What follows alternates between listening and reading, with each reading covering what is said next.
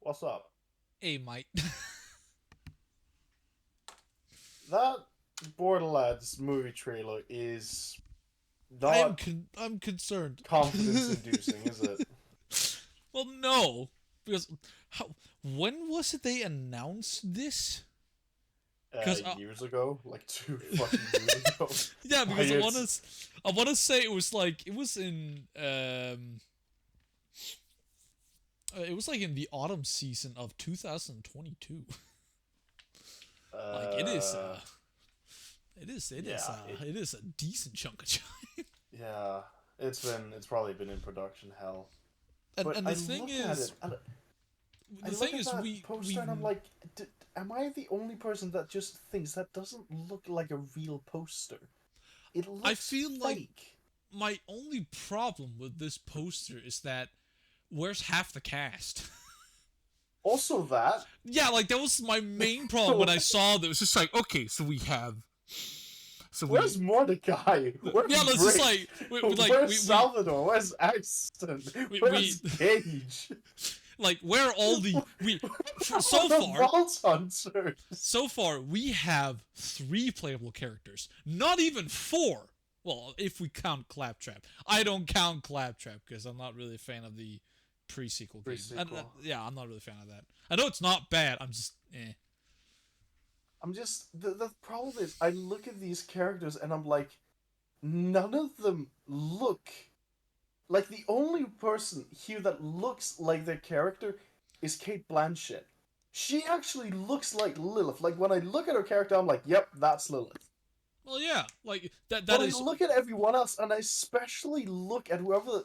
I have no idea who the fuck they chose to play Tiny Tina, but that is probably one of the biggest miscasts I've ever seen. Because why the fuck did they choose a hot, young, teenager looking woman to play a fucking lunatic explosive specialist?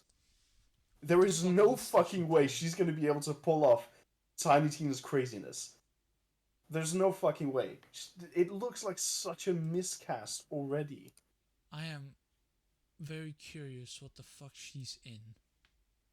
I had never heard of that actress, which really doesn't fill me with confidence.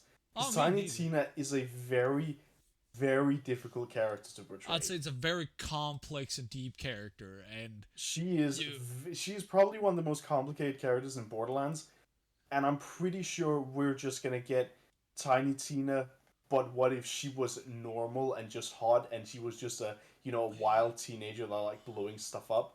She's basically just gonna be watered down like crazy.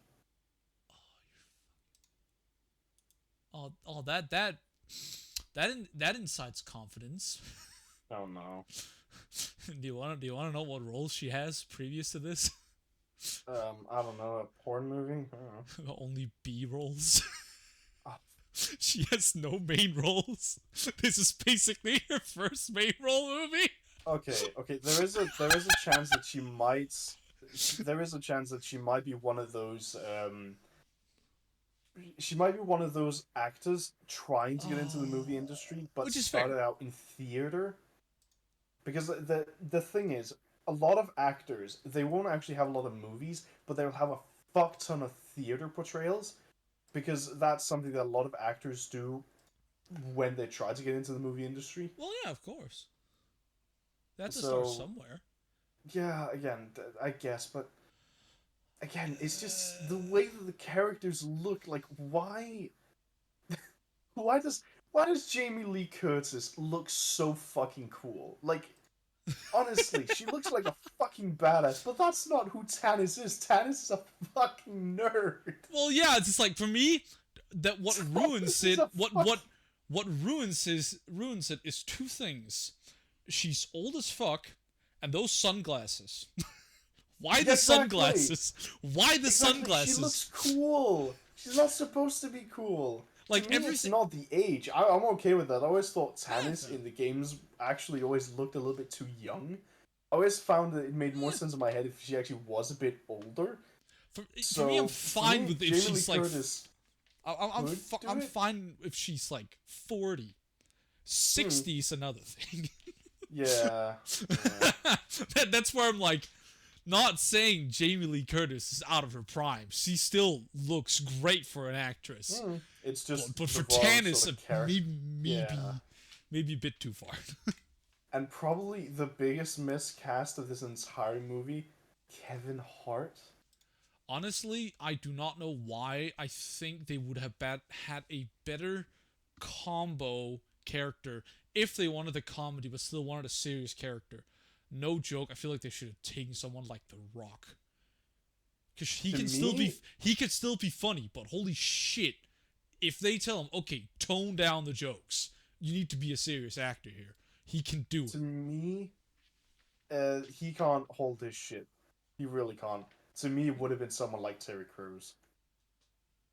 Terry Crews would have been a much, much better choice. Because he's actually... I mean, you must have seen him in movies like The Expendables. Well, yeah, but there he seems way too much like a joke character. That's why I didn't want him there. Well, clearly you've not seen him in other movies then, because he can also be a serious actor. That's so because mostly I have seen actor. He just plays himself constantly. So he's a method actor. He just plays himself. But yeah, I don't know. Have you seen the Ahsoka series? Yes, I have. What about it? How is Kid Ahsoka Tano portrayed? How does the character play that? It's Ahsoka. What the fuck do you want? Well, because apparently, this Ariana Greenblatt, she plays the kid for Ahsoka Tano. I need to look that up because I do not remember that at all. Like, she's definitely not like the fully grown Ahsoka Tano, but she has the title. She has the role. Oh, wait, that's her? Jesus. That's her. Okay. So, how was her? As far as I remember, she was... She looks like Ahsoka, but she just stands around and acts more confused than anything else, because you can definitely tell that she's not a person that actually probably read a lot into her character. She was just told what to do and then just tried to do the best she could. So, but that can be a difference of things, because that can also mean that she was given shit material, the director was trash, that's, there could be a million things wrong, but I just remember her character being like, I guess she's young Ahsoka, but it's like, she reminds me more of young Ahsoka from, like, the movie and not the series. Yeah. That's the thing. And it's because this actress didn't actually know the character. Doesn't feel like she actually knew who Ahsoka was. She just was told, given a script, and then lights on, go. So, and that obviously then goes a bit wrong. I might have found something that might have given me a little bit hope, but then again, it's 6 years ago. Oh no. Avengers Infinity War? She plays young Gamora. Yeah, no, I figured that out as well. I mean, that was a difficult fucking role. Yeah, no, not a difficult role, but she still had a critical role to the movie. 16. Oh, fuck. Wait, okay, so she's actually already, well, they're not gonna use her actual age, but Tina's portrayed as what, a 12-year-old in Borderlands 2? Yeah, does she look like a 12-year-old in that fucking picture? Okay, then again, if anything, they're gonna be using adult Tina. Well, yeah, so we have actually, if they're using adult Tina, we have no... Well, yeah, look at the fucking bunny ears. Yes, they're using adult Tina. Yeah, exactly. The bunny ears is adult Tina's design. Well, yeah, so where the fuck are we in time? Because I don't fucking know. Because everything makes sense if we block out Kevin Hart. This cast makes sense timeline-wise. Yeah. A second exactly. you include Kevin Hart is literally the biggest fucking problem, because it's like, wait, you're dead. Well, yeah, because in dead. This timeline, it would make sense that Tannis is actually old, because a lot more time could have elapsed. That's fine. Fucking, Lilith looking like that, I'm guessing the siren powers probably also give her some non-aging powers. Well, actually, no, she died in Borderlands 3. Oh, well, died. We don't really know. We have no Mhm. confirmation on that one. Also, this could takes place in between 2 and 3. That still does not fix the problem that fucking Kevin is dead. Yeah. Roland is dead. That does not change that fact. But then Tannis' age doesn't fit. Oh my god, this is a fucking mess. Yeah, again, that's why I said like all of this is just a bit wrong because the people who've made this haven't played the games. They've just looked at the games, been like, "Oh, that's cool," and then just like grabbed whatever looked interesting and then just mashed it together without any sort of real thought put into it. Yeah, Because that would also explain like why this weird choice of cast, why this this collection of characters, because it like doesn't make sense. It has I no real resemblance to the actual games. I don't know why, but I feel like this cast could be better if one character was swapped out for another. A singular character. You What do take you Kevin think? Hart, Roland, and then you replace Kevin Hart playing as Roland with someone else who plays. Uh, I was someone, I was someone playing Brick. I actually no, and that's actually only because I'm so bad at remembering What Borderlands was characters. meant to be? Two. Fuck is that? Where is he? Where is he? I Where can't is even he? Where is spell his name. he? He's probably Canadian when he has a fuck name like that. Can I No, fucking? he's German. Wow, he's big. What, Can I not find her? I cannot remember Whoa, Maya. he's a fucking unit. Oh, he's playing. Wait, those are the same muscles. Wait, He's what? the he's the psycho. Okay. Uh. Huh. Now I'm worried. What? What is it? Did um this is a thought I just had, but if you've never actually played the games, a person who has never played the game would look at the title screen of Borderlands and see the Psycho, Oh no, and they would see the character Krieg and think no, they were the same person. no! I Please have a don't. theory that the Psycho that we're looking at is supposed to be Krieg, but they haven't understood that the Psycho and Krieg are actually two different characters. They've just sort of meshed them together Wait, because hold that on. would explain why he's actually there. You didn't think that was Psycho when you saw it? That was my first instinct when I saw that No, no, character Psycho. I knew it was a Psycho. I knew it was a bandit Psycho. It just, to me, didn't make sense. Why is fucking Tina on his shoulders? Yeah, no, that makes no sense. To me, that makes no sense because that sort of hints at that Psycho is actually going to be a part of the main characters. That he's a part of the central plot, but that's not how it works in the games, and that's what I'm thinking. Is that supposed to be Krieg? Because in that sense, are we supposed to then accept that maybe If they're in a relationship, I am literally gonna no, stand up and walk out the theater. no, I'm no. not even I'm joking. just, I'm literally thinking, is this, because writers who have no actual like writing skills just use the most blandest and basic concepts to to sort of write behind. And so my idea is literally we have the cool, strong female character, Jamie Lee Curtis. We have the funny, token comedic black man. We have the sort of main character who's off to the side looking like a cool badass, fucking Kate Blanchett.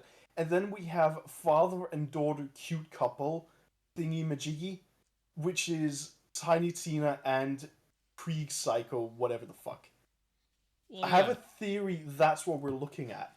Yeah, that is also the idea now It's that you're just talking such an about it. absolute fucking mess. The thing is that That's... won't make sense. And then Nope. the probably the character I'm the most excited to see is going to be Jack Black playing fucking Claptrap. He's just going to be on the fucking side being the main comedy relief character, while Kevin Hart is the secondary comedy relief character, while then And also then there's the being, tertiary comedy relief character that is Tiny Tina. if they make her to a comedy relief, I am fucking done. No. What is she going to be? What else is she going to be? Look at her fucking character. Well, Look at how she is being portrayed. There's no way she's serious. Well, yeah, no, but here's the thing. Because you said they're gonna have like a father-daughter relationship portrayed in the movie. Yeah. Oh my fucking God. I feel like they're gonna end up banking on that and be like, oh, it's gonna be emotional. God fucking damn it, I was right. What? God fucking damn it, I was correct. What? Florian Manzano will play Krieg the Psycho. Well, we're looking at a father and daughter thing. Which is not correct. Fuck! Oh my fucking God. It's like, I don't know why I needed confirmation that's Krieg. Like, instantly, I do not care what the fucking writers thought. That looks like Krieg to a T. So it's just like, yeah, no, that's Krieg. God fucking damn it. Because here's the thing. I don't see a reason. I know writers can be stupid, but that is probably that is the dumbest writer and also poster art designer I've ever seen. Deciding to put a random psycho on the Borderlands poster. It makes sense that there is a Borderlands psycho mask on the title drop when the movie starts. That makes sense. Or there was a psycho mask down in the Borderlands title on the poster. It would make no fucking sense to actually put a psycho as a character on the main poster. That would be fucking retarded. You never know with these fucks. You never know. Well, yeah, no, but just they are just the most confusing. But like you said, they take what's popular. And again, one of the most popular story arcs that have been in Borderlands is Krieg. Krieg is one of the most interesting characters because he has a fucking double personality that is also where one of his personalities is being suppressed. He is a interesting character both on a mental and physical level.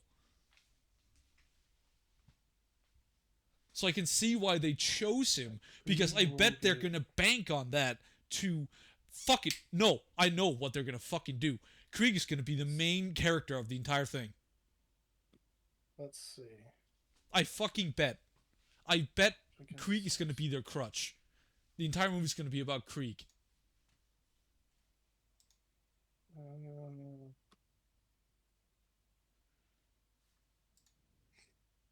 Yeah, okay. Wait. Oh no. Oh no. I'm looking at an interview from when the fuck is this? Yeah, nearly 3 years ago of how he's playing the character. Oh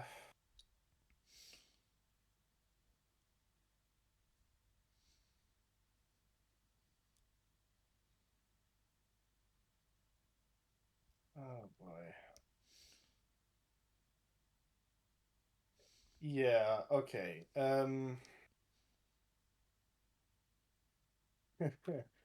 Yeah. So what this interview is basically saying is that the character Krieg is such a fan favorite, and I feel like what fans saw in the game or what they used to see in game, they can't expect exactly the same. He then goes on to continue explaining, I'm bringing my fighting style to the table, as well as a humoristic way of playing the character. What character? Krieg? Krieg, yeah. Oh, for fuck's sake. Yeah. So there's a Krieg very is real chance that we're not at all going to see anything to do with Krieg. fuck's sake. It's just I feel like it's just such a setup because like of all the characters on this poster, the two people who have the most interesting background stories are in the fucking middle. These are some terrible pictures. Holy fuck. Pictures of what? Just some, like, what is it called? Fucking advertisement material where they took pictures of each of the characters and of the weirdest edited fashion. It looks fucking god awful.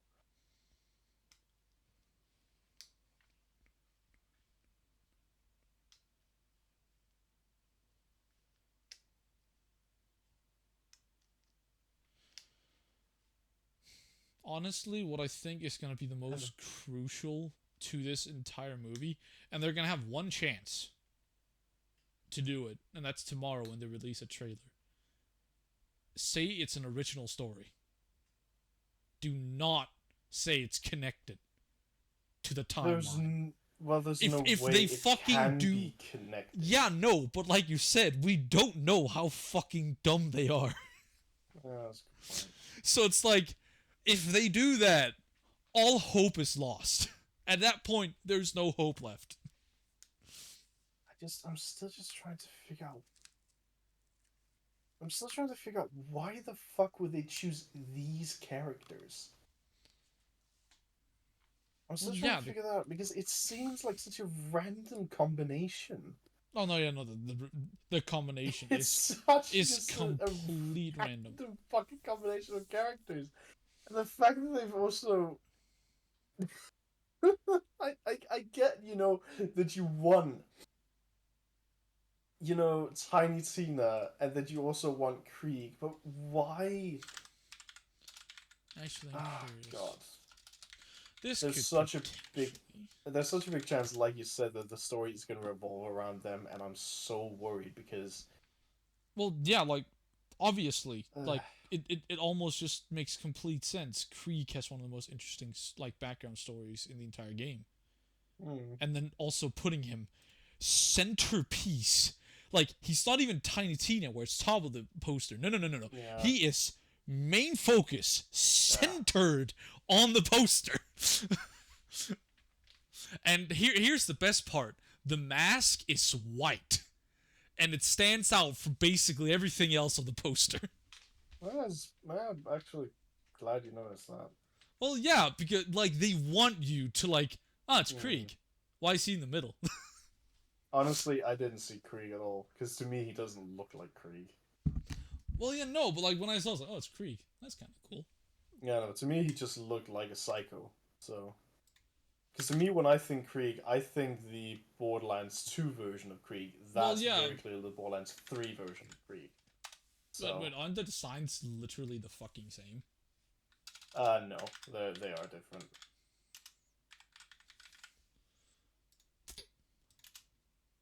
It's subtle, but it's enough. Yeah, okay, I can see that is so subtle. Holy shit!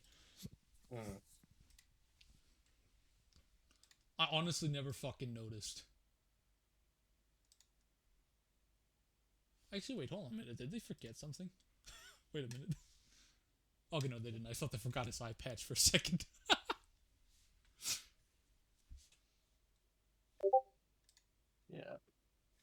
Yeah, but must admit, I'm not hopeful. My expectations are fucking low.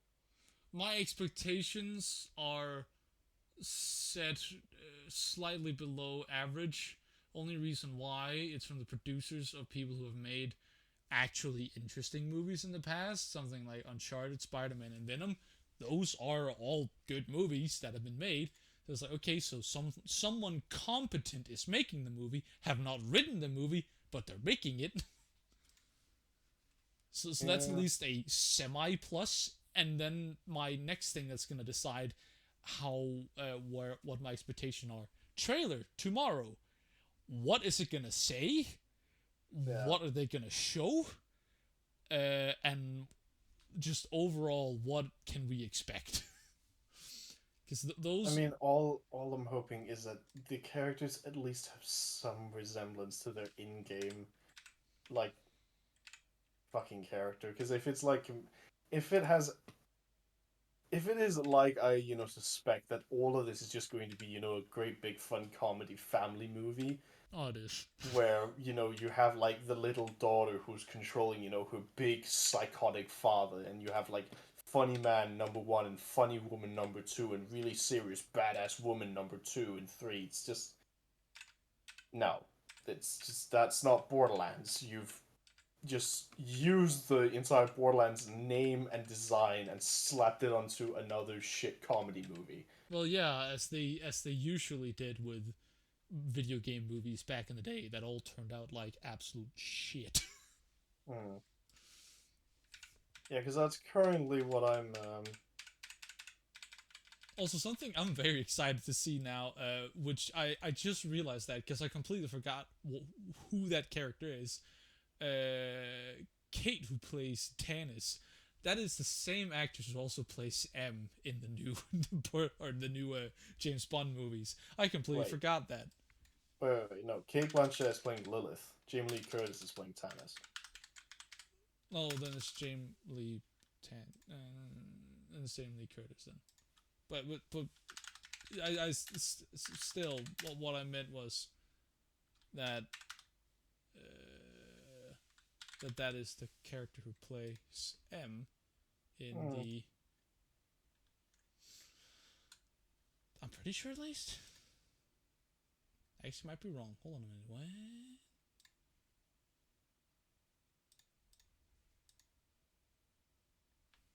Hmm.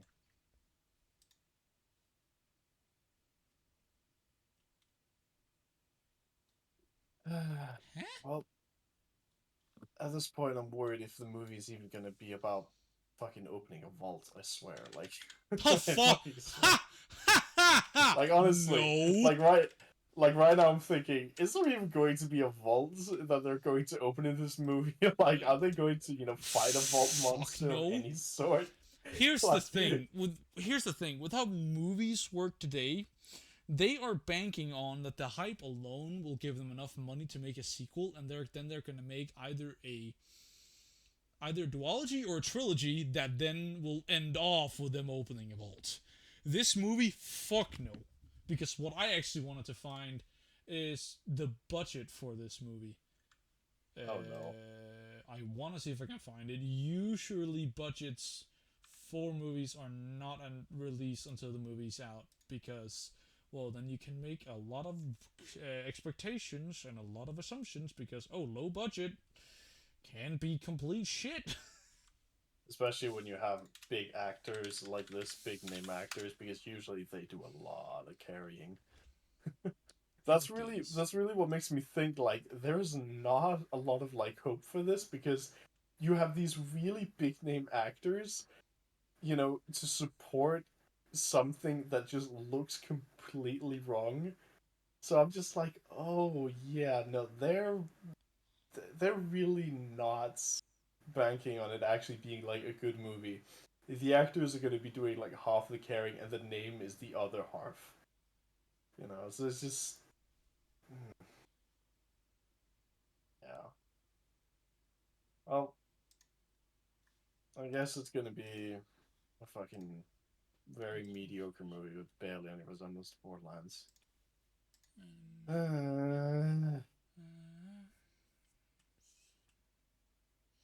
Well, that's what I get for being a fucking Borderlands fan, I suppose.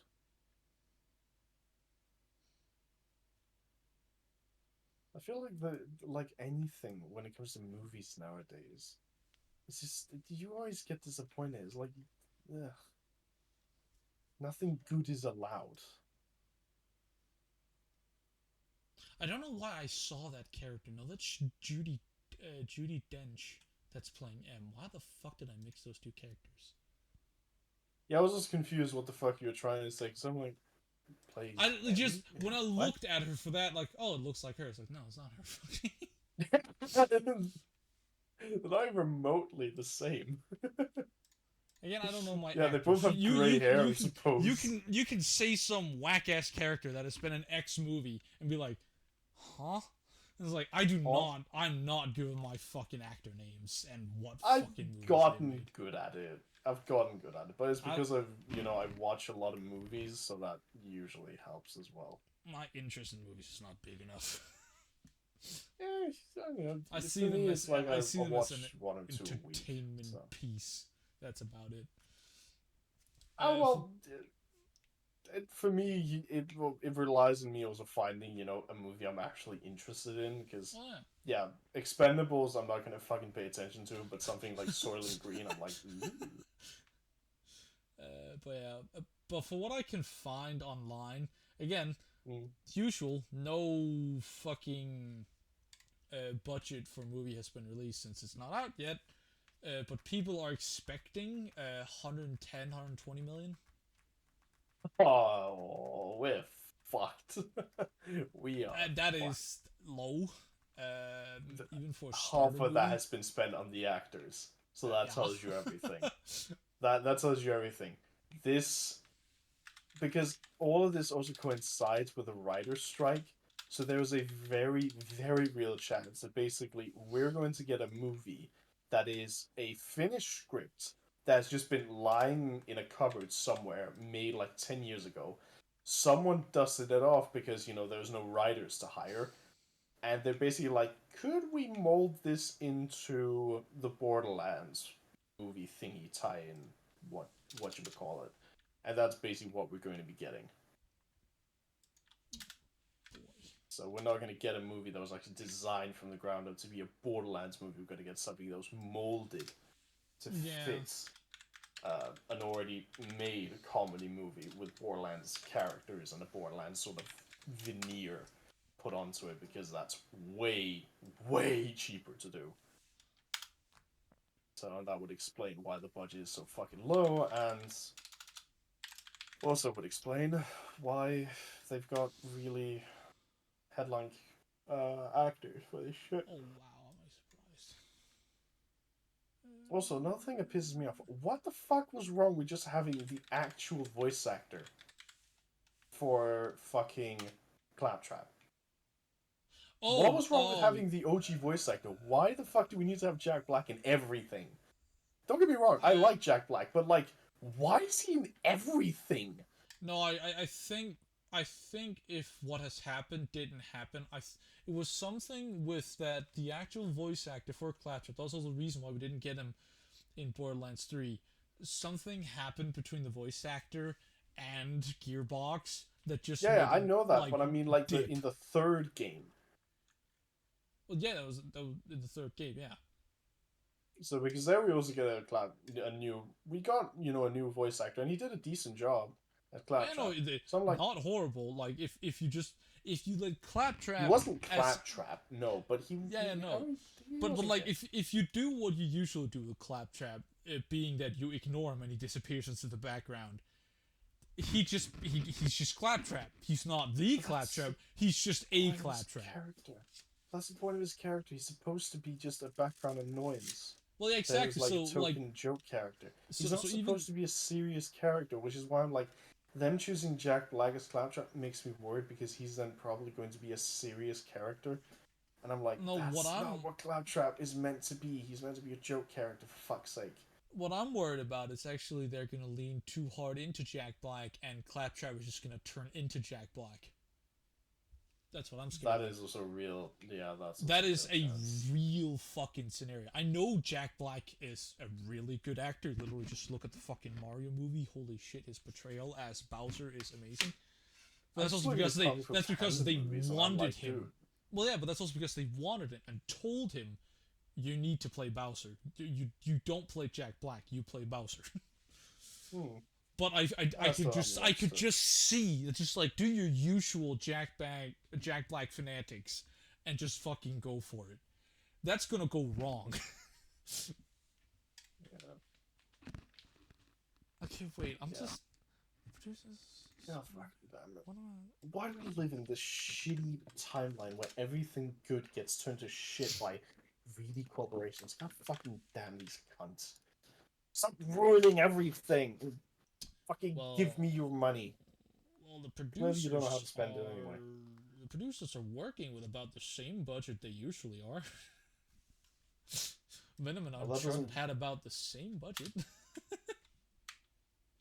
Doesn't it, Well, Uncharted was another one of those movies where the actors did about half of the lifting for that movie. Let's be oh, honest. Tom Holland, Nathan Drake. So Holland carried Holy that movie so fucking hard. shit! Good He movie. fucking cared. Good movie, but his portrayal as Nathan Drake, holy fuck! And Could also not that be they any more wrong. well, no, that was like the problem. The main problem I had was that like the age, like his size, and also the fact that we see him as Peter Parker. That that is like ingrained to people's brain, and you can't get rid of that. So like it was just weird to look at, but just like having played the Uncharted games, it kind of just works. I can't explain it. Tom Holland as Nathan Drake, it just works. Cause he is that sly motherfucker. that like he gambles and he fucking goes for it. He will risk everything to get his goal, but then again, he also will like work together to get his end goal. So Well, it's also because in the movie it's a much younger portrayal, so that's also why it works so much better. well, yeah, it's portrayed as not that long after that he got out of like the adoption home. I can't remember what the fuck it's called. Yeah. So it portrays that like it's a few years ago, not like the video games where it's like yeah that's like fucking 20 years ago. Yeah, exactly. So it makes more but sense. but then again, I actually like that because then they gave them an opportunity to be like, it's in the same universe, but it's just at a different point in time, which just gives them a ton of freedom to do same characters, same universe. It's just before the video games. So they just add to what we don't know about. Yeah. But yeah. Also, something that just shocked me, because I absolutely love that movie, and I actually thought it had a bigger budget because Sony and PlayStation movie.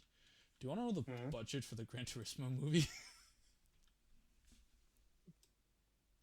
80 million? 60. Yeah, seems about right. I It I did am. feel like a low budget movie. It did. It did feel low budget, yeah. But Wasn't Jesus, they used Not- the money fucking right. Holy Yeah, shit! they really did, but you could definitely tell like it didn't have a high budget, but it didn't need a high budget. Oh fuck no! It wasn't a story that needed so much money. The story was simplistic and just told what it needed to. Hell, because It the just budget, inherently was a good story. It just needed to be Yeah. portrayed properly, and that was it. And it was. It held its and- own. yeah, and because the movie's budget was so low, it actually made twice as much money as the budget. They made 120 million. So this was actually highly profitable. Of course, they can't really make a sequel since it's based on a true story. Then they're gonna have to make some shit up. Gran Turismo 2. What the fuck are we doing? We'll figure it out.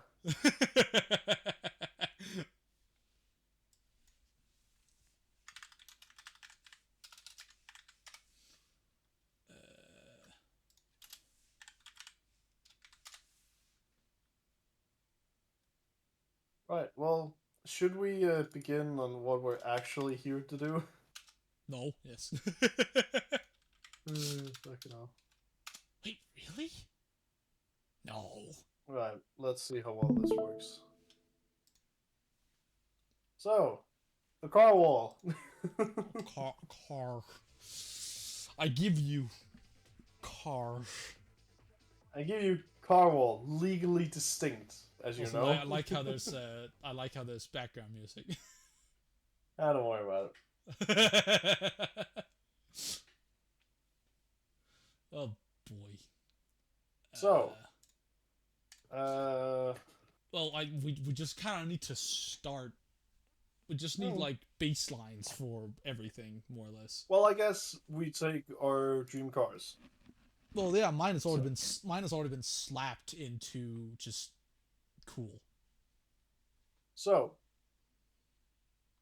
what? This a good choice for you? Or maybe would you want a red No, one? the one before that was a Spirit R version. That's a Spirit R model. You can see by it having BPS rims. Beep beep beep. Beep, beep, beep, beep, beep. Sure. So, we're gonna call that cool or what? Yeah, like sure, if I had my way, I'd put that in absolute zero. It just doesn't fit there. Like, Well, no. okay. Because But what are the criteria? Because how are we rating this? Like, is this what is the scaling? well, yeah, because that was kind of the funny part about how they do it. They base it off like you have to take X movie actor out and you're showing up in X car. What is their Hmm. reaction and how are they gonna like react to it? Of course, Yeah. that gets twisted and like completely ignored sometimes because Clarkson is Clarkson. Uh, Well, yeah, they make up their own rules as well as they go along. But it's as they like kind of what? just go along. Hmm. But But it's well, sort that's of like also why like I what is wanted our to. thinking? What is our thinking? Because this car wall of ours, this cool wall, is it meant to measure how much attention the cars get, like their popularity, or is it meant to measure the actual like coolness factor of the car? Because if it's the actual coolness factor of the car, then RX-7 is definitely Sub-Zero, just because it has a Wankel rotary. Like that is super fucking cool. Well, yeah, but then it's like then I would almost say like, well, do we also include like race cars? I mean, we can.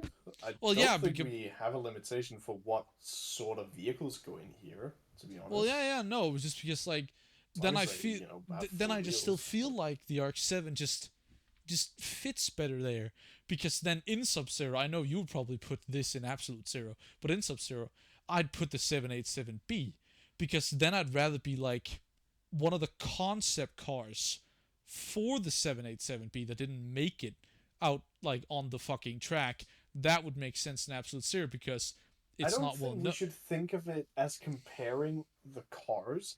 We should be looking at the cars and judging them based on their coolness factor. And something like an RX-7, like a Spirit R, can be as cool as a 787B, but for Yeah, different no. reasons. Yeah, no. So it's like we can do that because I definitely think the RX-7 is more than just a cool car. I definitely think it is a Sub-Zero car because that engine, man, that thing makes it unique. It makes it so special. It sounds good. It looks good. It's a marvelous piece of engineering. Plus we Japanese boys love that fucking shit way too much. well, And the well, Spirit R specifically is the pinnacle of this entire rotary exploration that Mazda did back in the 90s. well, yeah. Before So they toned it down with the RX-8s, like, because it fucking cringe. So but yeah, no, definitely sure. goes in there then. Sub Zero. I have no problem Sub-Zero. with that. So our first Sub-Zero car.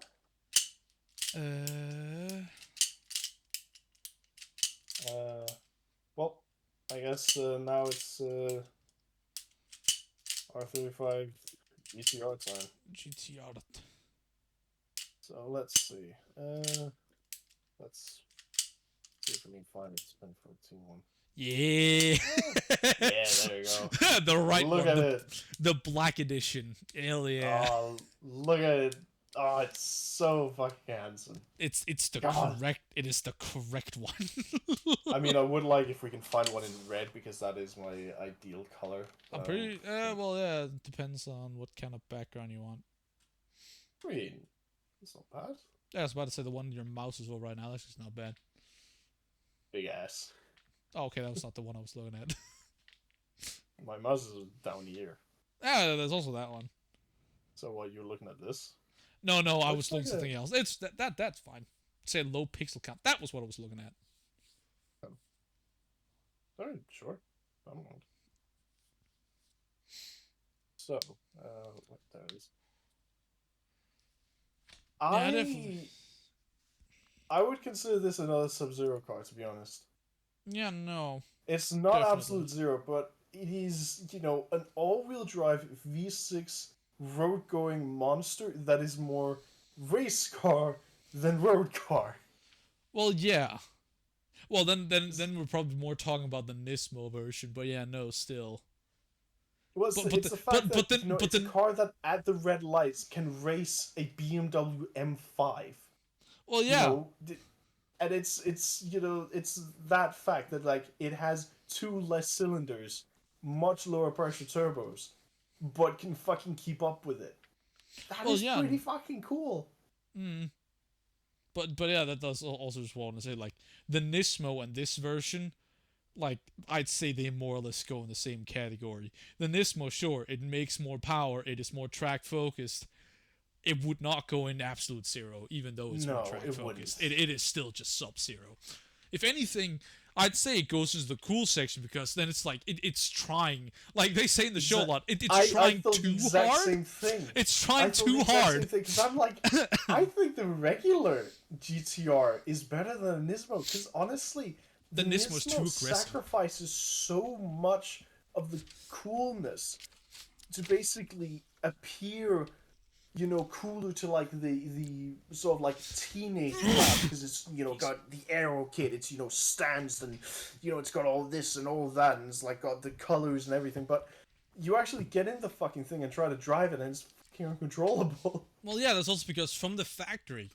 Now you can change that in the very cool dashboard, but from the factory, I'm pretty sure it comes with the normal one comes with I think it's either 65-35 or 70-30 to the rear, but the Hmm. Nismo comes either in 80-20 or 85-15 to the rear. It has a bigger bias on rear-wheel drive. Rear-wheel drive, Yeah. which is again, it just like it is trying too hard. Like stop trying so fucking hard. Well, it's because they want it, to be cool car. So Which is fair. The Nismo version, the Nismo is a cool car, but that's it. It's not cooler. exactly. So I guess we have a pretty good Which, choice of then. course, for some people, like this is where like our minutia comes into the list, which is like, Well, but it's faster and it's more aggressive. But yeah, it's but no. that's not everything. That's Yeah, not no. fucking It's just like, everything. If that was everything, why would we not be driving around in fucking cars with jet turbines? Like, and if speed was everything, then we drive around in rocket cars. But clearly, we're not. There's we're a lot not doing more to that. a car than speed. Well, but then it's also the next thing. If a person goes to a Nissan dealership and they say, "I want an R35," 9 times out of 10, I think they're just gonna go for the base model, mostly because they know I'm gonna wreck it. And secondly, it's like Also that. it's too expensive. Like Well, it's the also the NIS. fact that a lot of people, like we've seen when we're trying to rent a car, the fucking text, real race car driver, signifies that a lot of people go up and try to drive these cars and it goes wrong for them. Well, yeah, no, That a because lot of they're people, they overestimate the driving ability and don't realize how much horsepower 500 horsepower is. The Nismo has 600. well, yeah, that's why like a lot of people are like, oh, your car only has 200. My brother Shut in the fuck up. Christ. Shut the fuck up. My brother in Christ, the average horsepower count for what we call a hot hatch today is about 160, and those things That's plenty hot. they fucking disappear. They weigh nothing and they're gone. I don't You can care. definitely tell. You can definitely tell that the type of person who thinks that big horsepower numbers are the only things that matter are the types of people who've never actually driven a car before. Well, yeah. Because they're not people who understand how terrifying like high amounts of horsepower is. Well, Because yeah, all it takes is the throttle just going a little bit too far into a corner, and boom, you're into the wall. you're gonna hit a tree and you die. Exactly. But again, Nothing makes that's me- also why I wanna That's why I want a Toyota fucking a Toyota 86 because it's like it's a cool modern sports car, and it has about 210 horsepower, and it's rear wheel drive. That's more than plenty. So 86 and what's its face? Subaru BRC. We'll Yeah, just Super B, they're the same and fucking car. then technically also the Scion, TFR. But let's just let's just ignore that. Guess that's Oh. another cool car. I wouldn't consider it kind Sub-Zero. of no. I definitely say I'm sitting between cool and uncool. Only reason why is because of What? the people who buy this car and what they do. That to is it. true. That is true. People- That's the reason why I honestly think in uncool the cars we put in there, Subaru WRX and Lancer. Well, yeah, They no, are but fucking cool cars, but they're owned and driven by absolute fucking turd brains. well, yeah, and that's why it's like the Toyota 86 by itself. If you buy this to drive it, as I would buy a Toyota 86 not to put a turbo in it, not to make more power. I'd buy it to drive it and have fun in it. I'd use it for what it's made for. But the average user, they would rice it to shit. They'd put a turbo in it. So it's just like, because of that, I actually want to put the 86 in the uncool section.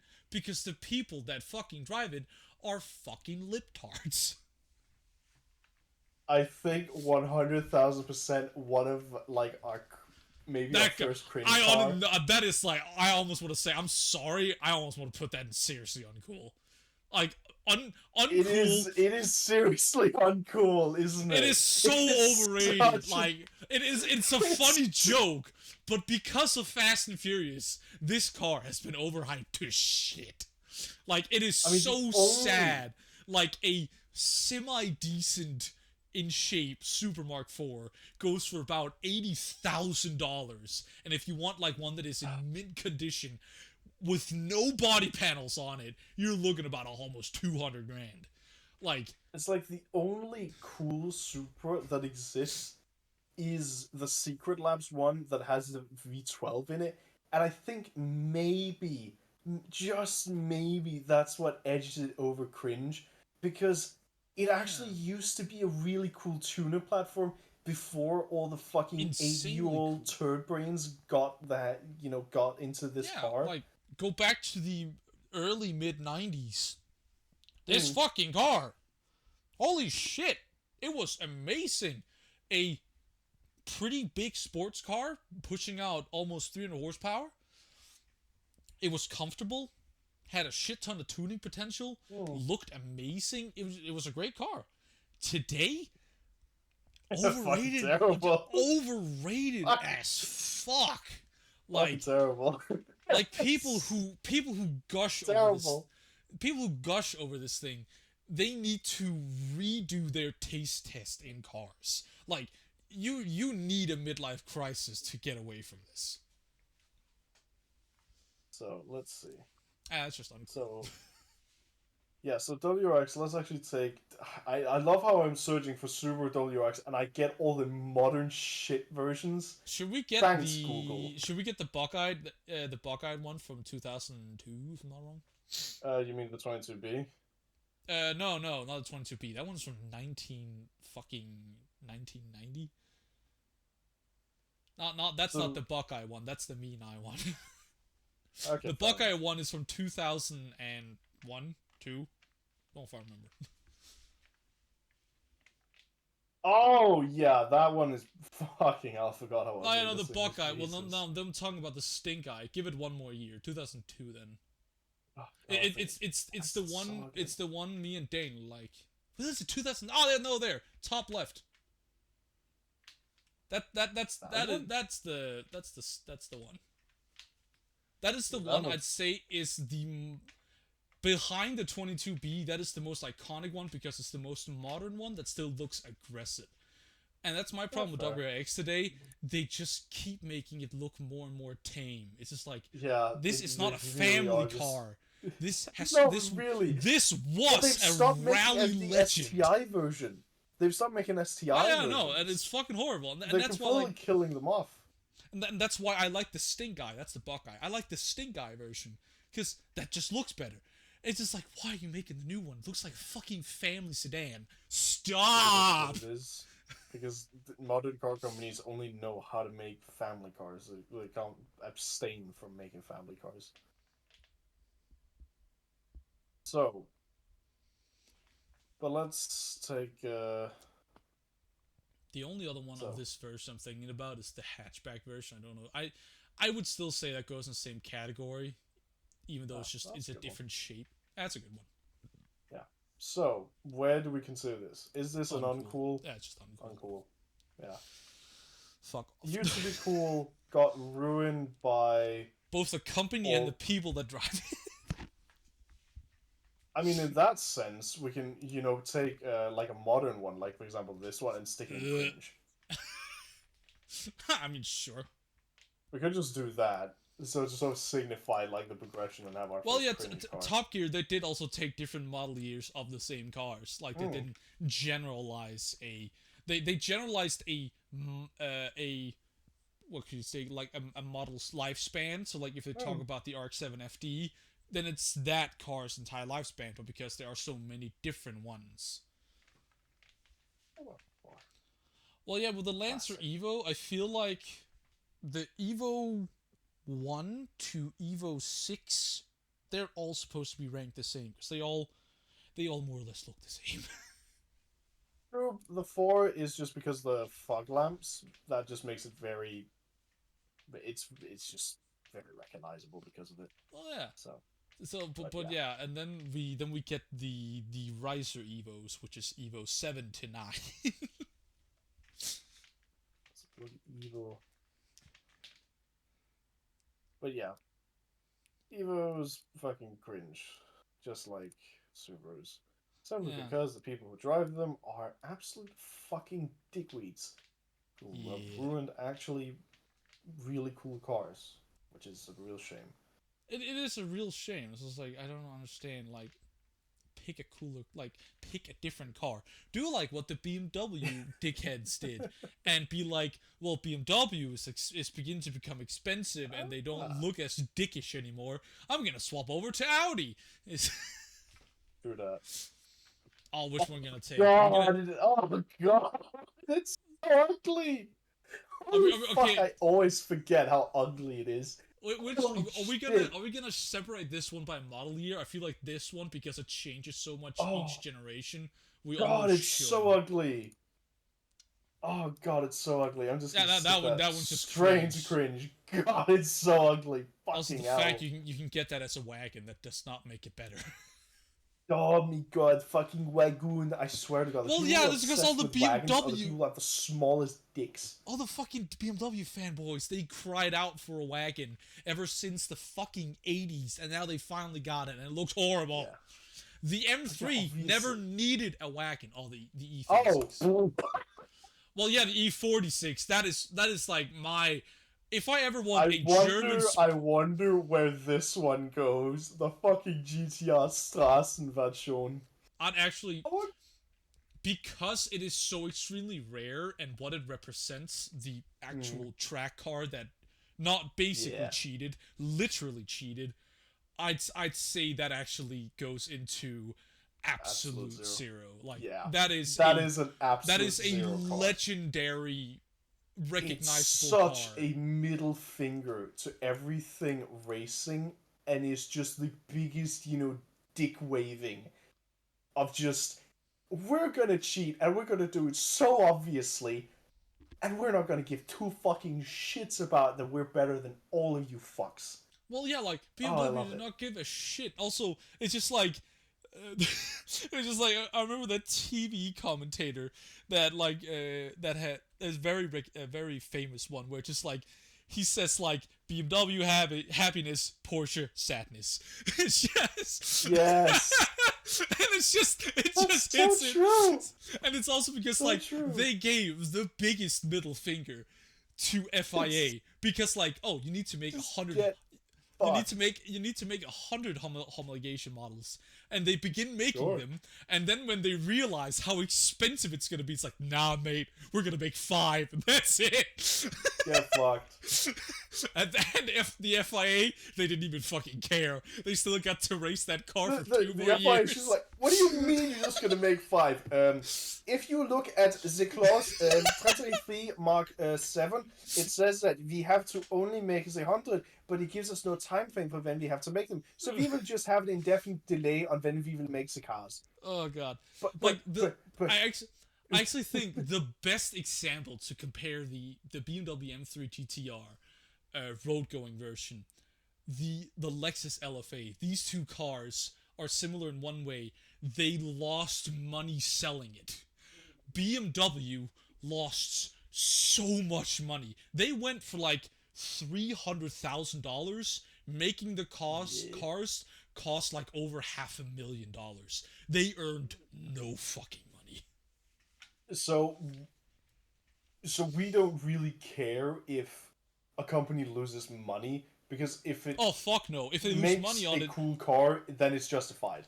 For me, if they lose money on it, that just shows dedication to the craft. They do not care. Like, they do not care about an income. They care about selling a unique product that is unlike anything you can buy anywhere else.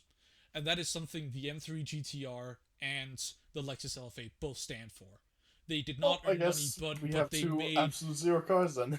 well, yeah, like it is a car you first off cannot fucking buy anymore. It costs like a fucking it costs like a farmhouse, and You then can't all the buy fucking them. animals in it. They're the types of cars where if you need a price, you can't afford it. They're those sorts of cars. Well, also Lexus don't make it anymore. They stopped. Yeah, why would they? Why would they? They lost millions on it. It's not like that was a good financial idea. It's just like, it's such a legendary car, and it's so iconic. It's just like, yeah. So then the normal M3s, I don't know how should we class the M3s before they went to the 90s or the E90 series. So that's the E30, E36, and E46. It's those 3 models specifically. And there's also another one. I don't know, because I don't really know enough about this era of BMWs to really say that much about them. I understand, the E36 and its history, but when it comes to a lot of other M3s, I'm pretty lost, because BMW was never my sort of thing. Yeah, no. Well, the general way of saying it, all the E models from the E30 to the E46, they were all high-power, naturally aspirated inline sixes that could that had an insane red line, usually up towards 9,000. And they produced upwards of 200 to 300 horsepower, if not above that. So they were literally just like the E30. That was the only one that did not have an inline 3, inline 6. It had an inline 4. It's still redlined and fucking engine. Oh yeah, it made a shit ton of power. Just over $250,000. Jesus. Yeah, no. But I'd say the E30, E36, and E46, those 3 generations, if you just pool those together, I'd say they go in the cool category. They're not Sub-Zero. They're definitely not Absolute Zero. They're cool because of what BMW wanted to do. They wanted to make a man's everyday sports car, and they definitely succeeded. Like, here's the thing, which was amazing back in the day. A M3, an E40 or E36 or E46, they cost about like $30,000, which is not manageable. That is a manageable price for an everyday sports cars. This was meant to be like, this can be your track car and your commute car at the same time. And then just a basic E46. That is the classic. Well, yeah, that was when they like finally hit the design perfectly. A mixture of both angular and very curvy, soft. Yeah, it was just perfect. And then they also makes me which actually makes me wonder: should we talk about the like early 2000s M5s? Uh, Disgust.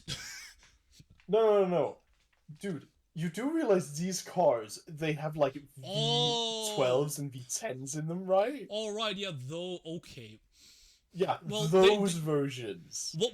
How was it that they marketed these? Wasn't it for like the people that have way too much fucking money? This was before the 2008 financial crisis. Yeah, okay. So that was the people who had too much money. Okay. Yeah. So, because you. Well, yeah, we fucking just have that fucking look at thing. these monsters. Fucking hell. I know someone at American Tech owned one of these at Hosanna's and Lucky I know bastard. well, yes, there's some guy who just owns this, and he, let me, trust me, he uses it. I've heard him fucking floor it out of the parking lot sometimes. He definitely Good. uses the way it's supposed to be used. So because these, yeah, so this is M5 E60s. Yeah, so that's yeah, okay, so that's right before they went to the E90 generation, which We God, I don't hate the talk about. E90 and forwards, disgusting. There's only a singular E90 model I like. I'll quickly go find it. So, where do we think this fucking monster of a car goes? Because it has a fucking V10 engine in it. You know, it's from that era where But they put crazy engines into really ordinary cars because why I'm not? thinking about who bought them, which I don't know. I Uh, don't know if they're dickheads or they're actually like genuine car enthusiasts, or rich dickheads with way too much money that don't care about their cars. well, Doug certainly has a interesting opinion. Best car you Yeah, should it's never horribly own. unreliable. Yep, that's usually the sign of any car that's worth owning. It's a It's V. great, and I would, okay. I don't want to say it's a cheaply designed V10, but it is a cheaper V10. It oh is yeah, no, not. it's not like a race bred V10. Oh fuck no. So it definitely is not. It's I'm actually pretty sure it's just two, um, inline what's it called? Inline Inline fives six. just fused Oh together. yeah, not five. So yeah. Yeah. Because the thing with this car is the fact that it is just a regular M5, but it just has a really, really cool engine in it. I'm sitting between uncool and cool. I was Well, want to it's put it. either or. There's a reason why I don't have something in between. It's because it's a really either or.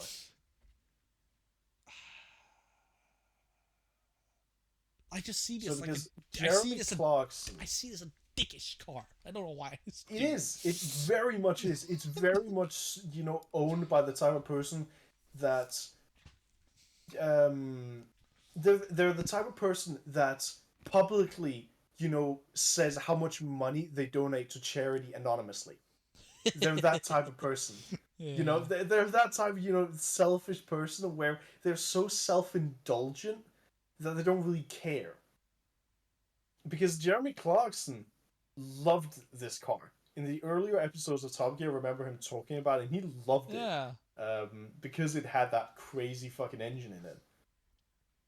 But I I. guess maybe in a way that does make it uncool because it's the type of car, if someone rocks up in this, you know that they're going to tell you, you know, my car has a V10 in it. Well, yeah, It's no, like, that is gonna be their main point. exactly. They're gonna tell you like how big and powerful their engine is. Like, yeah, it might look boring, but I'm gonna gap any motherfucker at the light. It's just like, oh my fucking god, shut up.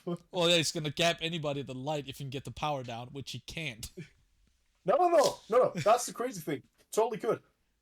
Oh, yeah. It was a good car. It just had it was just an engine that was definitely not well designed. But I guess in that sense, that's why it becomes uncool. Because again, it is a decent car with a terrible engine and even worse owners. Yeah. I will quickly share the one E90 model I actually like. and it's this one.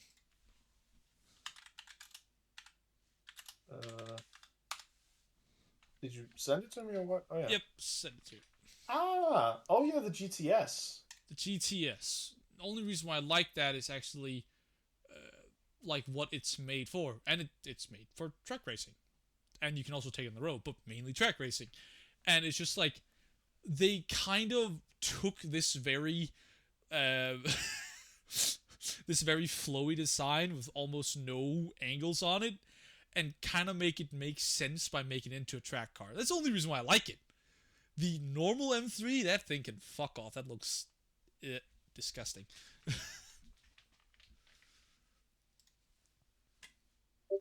which is also why like today I don't like the M3s. I don't like the M4s, M5s. I don't like any of them. I like the M2 because it's still. I feel like the M2 is the last car that is still trying. Well, it's one of those cars that still to this day has not been taken over by a childish group of morons that want way too much power, way too many features that they're never going to use, whilst driving up the price. But that's the problem. Even the M2, it's still trying because it has not moved over to the V8. That was why they made the M2, because, well, after the E90 model, the one I just sent you, they swapped in a V8. Now it's a V8 permanently moving forward, and it has never had a inline 6, at least the M models. If you went down to the cheaper, like 300i models, then it had an inline 6. But if we're talking about the M models. But then it was just like, well, we want an M model that has an inline engine again. Well, then we're going to make the M2. But then the problem came, we're going to twin turbo it. So now it makes over 500 horsepower. it still has too much power. I also want to say I would actually move the M3 GTS to uncool. It's the only one I like, but it's not cool. Fair. And that's actually also where, if I could, that's where I would put the M2. The M2, I like it, but it's an uncool car. Oh, sure. I actually like how mean I'm being. Because I was scared I was going to be too nice. BMW is not a very cool car brand. You have to sort of admit that. They're not cool. Okay, no, we're not taking the new 2023. We're taking the 2021 version. If we're taking 2023, that goes into seriously uncool. That is the most ugly BMW I've ever seen in my life. That thing is...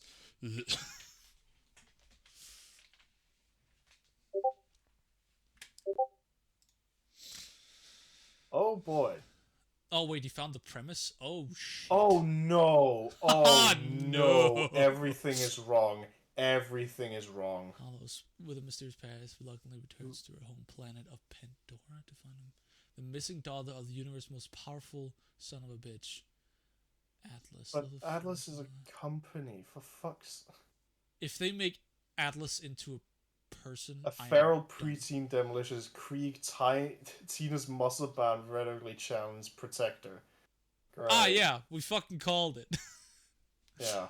With a tenacious grip, a tenuous grip insanity, and claptrap, persistently wise ass robot. Well, wise ass robot. I wouldn't call claptrap a wise ass. He's just annoying.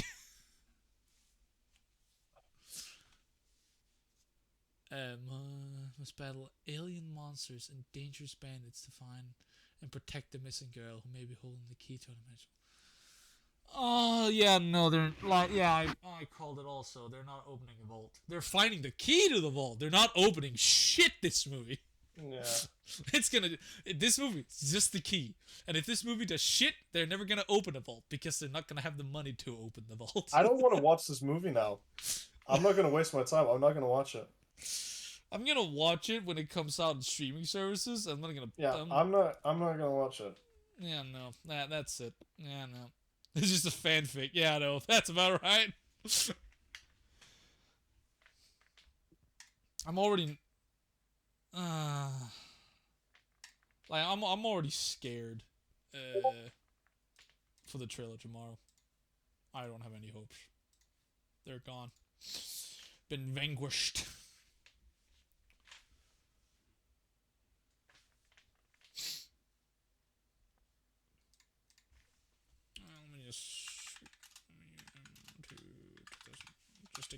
first generation. Yeah, yo.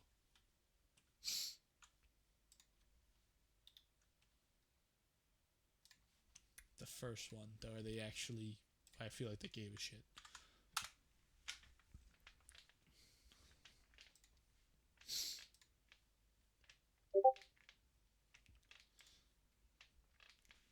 What did you send me? Oh, okay, that's the one you want. Yeah, like that is the earliest M2 model where they actually gave a shit, design wise.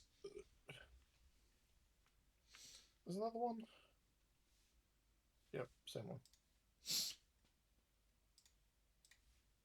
But even that, nah, is uncool. Uncool. BMWs just are uncool. They just are uncool, and that's why we as car guys sort of like them, because. Well, that's also why we put the early M models in cool, because they were cool. Because they actually were cool. They're like the fucking like Ford Capris. They were actually cool. Oh, which reminds me, let's stop talking about BMW because BMW, let's be honest, we're more or less done with BMW. Like if you look at the list and then ask where's the M5, you know where the M5 goes. God damn it! Why is it? Fuck you! Fuck you! That's the wrong Mini Cooper. Fuck you. Mini Cooper? Oh wow, yeah, my stream was delayed. Oh, what are you looking for? The OG? Yeah, the fucking correct one. Yeah. Ugh. That there, definitely Sub-Zero. I can accept that. I need to find one with a Union Jack on top.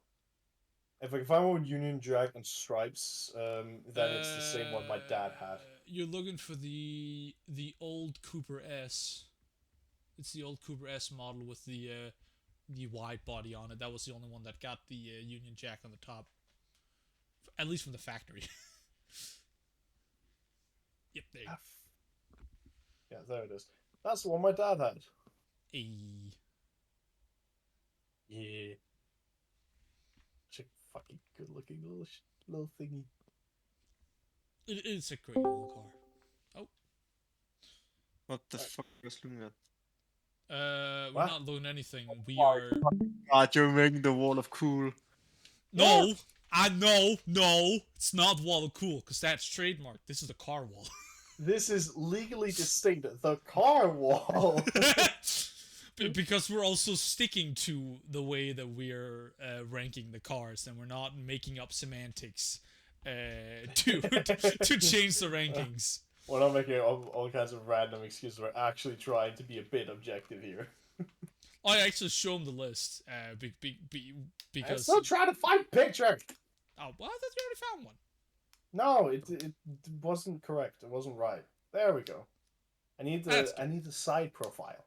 So, quick question: are you guys just going based off English cars or? No, it's anything. Anything goes basically. Like you can see, we have JDMs. Your favorite car goes in uncool. It's an uncool car. It is uncool. It has nothing to do with its pedigree and everything to do with the people who drive it and the way it's used by the people who drive it. And that is fair.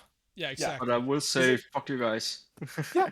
Oh, again, totally That's fair. But you want it to be cool. You look at the engine, you look at the drivetrain, you look at its heritage, you look at its pedigree. All of it should work, but instead it's a car whose engine blows up because it doesn't know how to fucking put oil onto its cylinders. Its transmission blows up because it's made out of, I don't know, fucking mercury.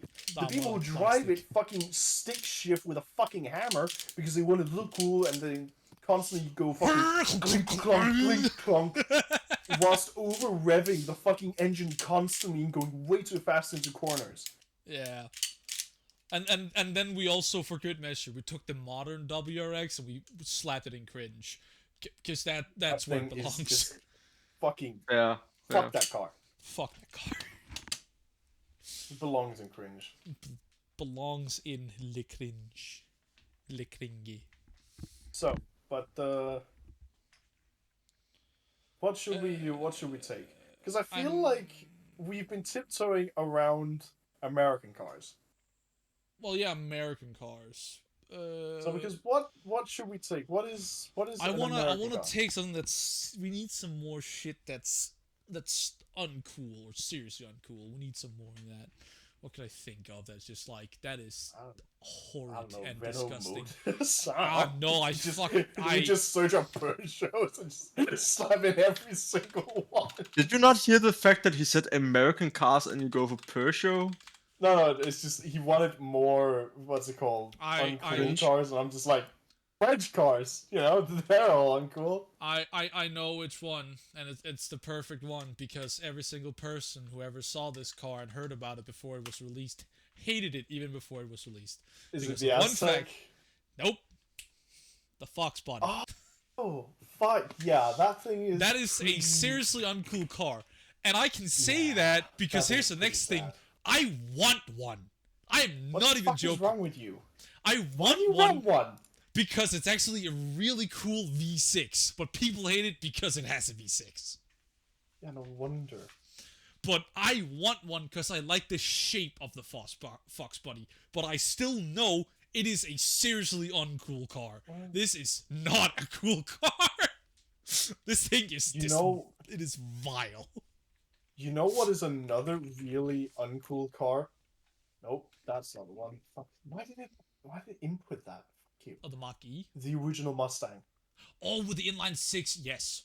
Yes. The first generation Mustang, absolute fucking miss. Just they nearly got it right. They nearly got it right. They were so close. It looks great. Weighs about half a ton too much and has the wrong fucking engine in it. Let me quote the most famous. I actually not said the Fox body was seriously uncool. The Fox body goes over the fucking Supra. No, I like it, but I know how uncool it is. Get that fucking over there. Wait, which one? The Fox body. What to where you speaking uncool gibberish? Over to the Supra. Seriously uncool. What the fuck are you saying? Speak words. Move the Fox body over to seriously uncool. Oh, okay, that's what you're saying. Because you were just saying Supra, Fox body, uncool, and I'm like, what? Get your headset checked. Get your ass checked. Shut the fuck up. Okay. By the way, I posted a serious contender in the Discord chat. I think that is very needed to go on the uncool word. No, here's the thing. We don't. This is where I'm actually gonna. This is where I'm gonna we don't put a take line. Fakes. We don't Yeah, take fakes. No, not fakes. Kit cars. We don't take kit cars. Kit cars are relevant. Yeah, I don't know about that one. It depends on what sort of kit car, because technically, it depends on the kit car. But that is a joke car. Well, yeah, that's a joke. That's not even meant to be taken seriously. But the reason why I'm like kit cars should not be on the list is because 90% of kit cars are that. There are a few kit cars. Kit cars are literally just a Volkswagen Beetle. Or that, which was actually It's such a weird thing where they're just like, why are most of them just fucking Beetles? It's so confusing to me. Which is actually something I thought about today. Beetle, definitely seriously uncool or even cringe. The beach buggy. The beach buggy, honestly, is also a bit uncool. Because it is very pretentious. The problem is it was originally a very cool car because it was the Dean Martin sort of car. It was for the rebel. It was for the cool guy. But now beach buggies are driven around by fucking 70-year-old divorced men trying to sleep with 20-year-old bikini models. It's like they've ruined their cool factor because the only people that fucking drive beach buggies are men that are way too old. They used to be cool. They're not anymore.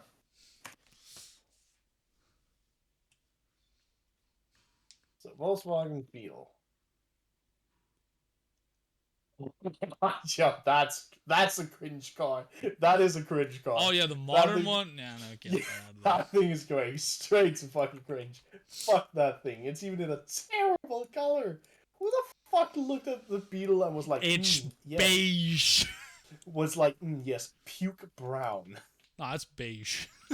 It's just worse. Just, And no, but yeah. the OG Beetle would go in seriously uncool.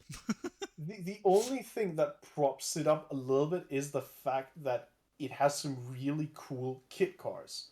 Yeah. Like the Sterling Nova. That's one of the only things that's really cool about it. It's just the fact that it's a frame for a lot of kit cars, and so it can be cool. But most of the time, it's just not. So, what else? Because we still are... I'm thinking about the actual Mustang V8s when they did the Mustangs right. Okay. But I'm still thinking, because the people that drive them, I don't know if I want to put it into cool, because I don't feel like it belongs. Sure, we had the OG, or we had the second generation Mustang where it was the right engine and right body, but it's just like, I don't know why. My problem with modern Mustangs is that the people who buy a modern Mustang use it to drive to the golf course and back a little bit too fast. Yeah. That is pretty sad. You know, that's what's really sad about these cars, because they are really cool, but again, they're just not driven by cool people. And that's where I look at something, you know, like the more original Mustangs, like fastbacks and stuff, because these are cars that are so expensive and so prized that they're out of reach for these dumb fucks. So they are still pretty cool. They're still badass cars. But modern Mustangs, yeah, not so much. That actually gets me thinking, what about one-offs for, like, movies? Still officially produced, but, yeah. I feel like that's a bit too much then. Yeah, that is too much, because the one I'm thinking of is actually I'm thinking it needs to be, like, either a production car or... it needs to classify as a car that's actually, you know, meant to be driven on the road. It's meant to be a road-going vehicle. Well, because yeah, that's also... one-off movies for cars, or for movies, they're not meant for that. Well, yeah, no, that's also why I asked about, like, race cars. I don't know if we should include those, because, like, just... I guess in that way, yeah, then it doesn't really make any sense. Yeah, no, it's just like race cars. They were built for one thing. That was to race around a racetrack. We'd have to do another cool wall for that. Then we'd have to do a cool wall for race cars. But wow, it's gonna be not a very big list, but it's gonna be very specifically placed. That is, oh man, that's a car that gives me mixed emotions, because it is a Shelby. Well, But it costs $4 million. I mean, it's gonna end up in a fucking storage unit for some rich fuckhead. It's just. Well, yeah. Why do you think I was like sitting like, I know all the 60s, 70s, and 80s Mustangs, amazing looking muscle cars and pony cars. But if we look at it today, you will never own one. Like, exactly. that is a sad thing. I don't want to tell Philip. I know he wants a Mach 1. He really wants a Mach 1. No. He's never gonna get one. I feel so bad for him. He will never get one, because either they're wrecked or they're too expensive to own and buy. I mean, that's me with an F1. God, I want an F1 so bad, but I'll never have one. Well, yeah, and that's why it's like, just because they're so unobtainable, they're basically unobtainium. Yeah. They have to go into uncool. Just like the modern Mustang. I can accept that. Just like, I can accept that. If we can't, it is a shame, and I hate putting it there. It just, damn it. Yeah, I don't want to put it there. I'm like, it could easily go into Sub-Zero, but yeah, it is. It's just the kind of car it is today. It also has been ruined. Yeah, no. It's just, it just don't work. Yeah. Okay, so we've gone through Mustangs. What else is there? Who's your partner? Is it what? Peugeot partners. Also similar to the Citroen Berlingo, I think it's Like, called. You mean Citroen Berlingo? Yeah. Why do you say Citroen Berlingo? Cicerin. I have. The It's one because I'm actively trying to get rid of Blane. So I have tablets that I Oh. stick on, like just put Okay, on them that's why. basically. Fair. So mouth is a bit fucked at the moment. That's fair. I'm actually Basically looking. For a car. I'm looking at your pictures. I see a Mark E, and I'm just like, I don't even know if that deserves to even go on cringe. I don't even think it deserves to be on the wall. I mean, for me, For starters, it's an SUV. It is already starting with a handicap. SUVs already means that it's uncool. SUV from start. Instantly, SUVs end up being uncool because they spend more time thinking about, interior, softness and ride quality for children rather than like making a good quality car. Well, yeah, and that's why it's just like, I don't care. Any person can walk up to me and talk about probably one of the coolest SUVs ever, and still gonna go on uncool. I'm not. Well, they're not gonna hit cool. I'm not gonna... Like, it can be the most badass, like awesome looking SUV that actually has a purpose, and it's still gonna go on uncool. It's an SUV. Like, there's nothing redeeming about them. Exactly. SUVs are just not very cool vehicles because the entire idea behind them was to create a universal shape that was bad at being anything. It's a jack of all trades, master of none sort of thing that sacrifices so much to gain so little, and the people who buy them don't give two fucks about cars.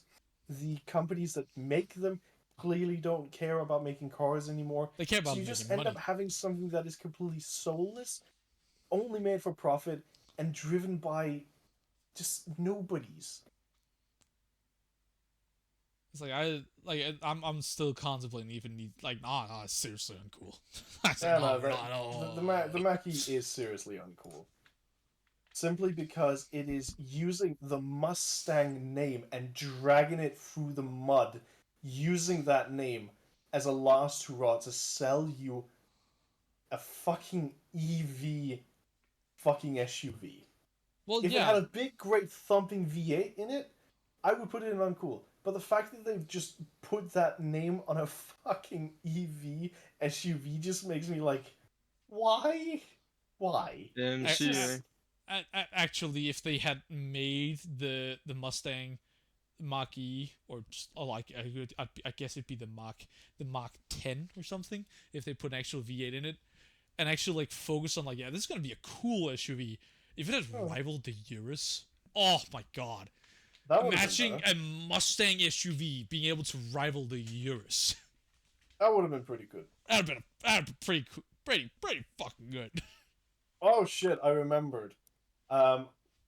Because we're talking about so many cringe cars, I feel like we need to go back up to cool. Cool. I saw A. I was about to say Alfa Romeo. Celine. Oh, no. Ooh. You have to remember, Celine is a car company that is completely forgotten. Oh yeah, no. Nobody knows this fucking car company. It is completely forgotten in time and space, and it means that their cars are still legendary. Well, it's the same thing with the Vector as well. Their cars are so fucking cool, and they're appreciated for it, and really only owned and driven by people who actually know their cars. Well, hell, people still to this day mistake Celine S7s for a McLaren F1. Exactly. I mean, I get why. I very much get why also. I get why. It basically looks like, Mr. Celine, he just looked at... he looked at the F1 and be like... and was like, what if I made that American and put a great big V8 in it? What if I put cup holders in it? It's just... Because, I mean, look at it. It is... Oh, you're looking at McLarens? Yeah, they're pretty good. Oh, it's so fucking close. But yeah, no, the Selena 7 was my first dream car, and still to this day, when I look at it, it makes me fucking giddy inside. It's such a fucking cool looking car. For me, So I guess I not absolute, but definitely Sub-Zero. I can I agree can with accept that. that. I can accept that. Absolute, it it has some quirks and It things. doesn't have the legendary status. That's the Oh, thing. oof, no, no, no. It needs to be infamous.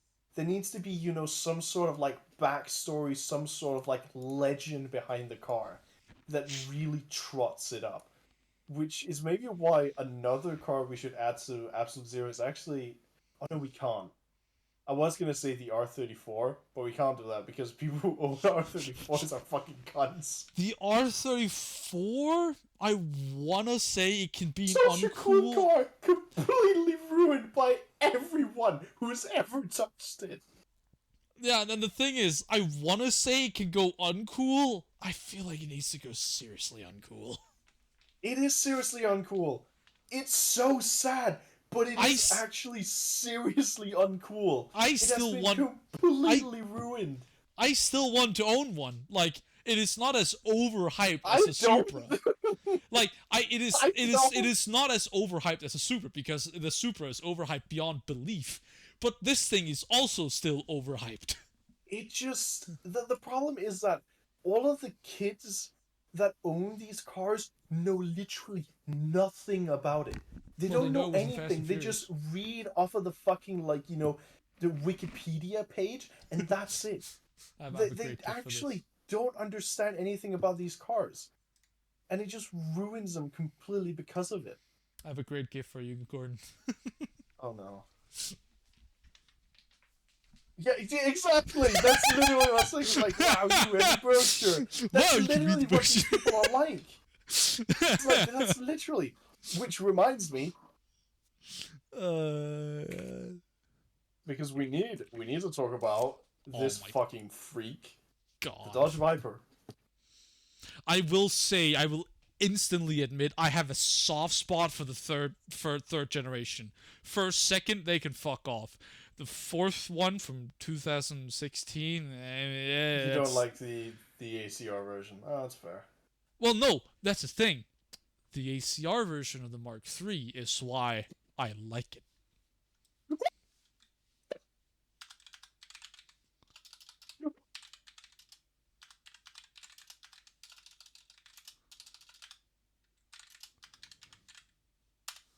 Dude, that car, absolute zero. No, we need to create a whole new section for this one. The Viper Zone. What? What are you looking at? Oh, what have they done to the Gen? First off, that's Photoshop. I can see that. I don't need glasses to see that. Secondly, It's not. why? Oh, why? It's not. It's real. Why have you done that to a Gen 2? I don't know, but this thing is real. Okay, I'm just gonna send you. You don't get the stretch. Okay, I'm gonna send you the reason why I like the Gen 3 Viper. I will gladly admit it does not deserve being cool, but I wanted it uncool. The Gen 3 Viper ACR is probably one of the most aggressive cars I've seen come out of America. Like this thing will eat you. The thing is, the thing with me is, I actually think the best version of this car was either the second or the first one. I just don't. My only problem with it, I don't like how they look. That is my only problem. Other than that, I think they're fine.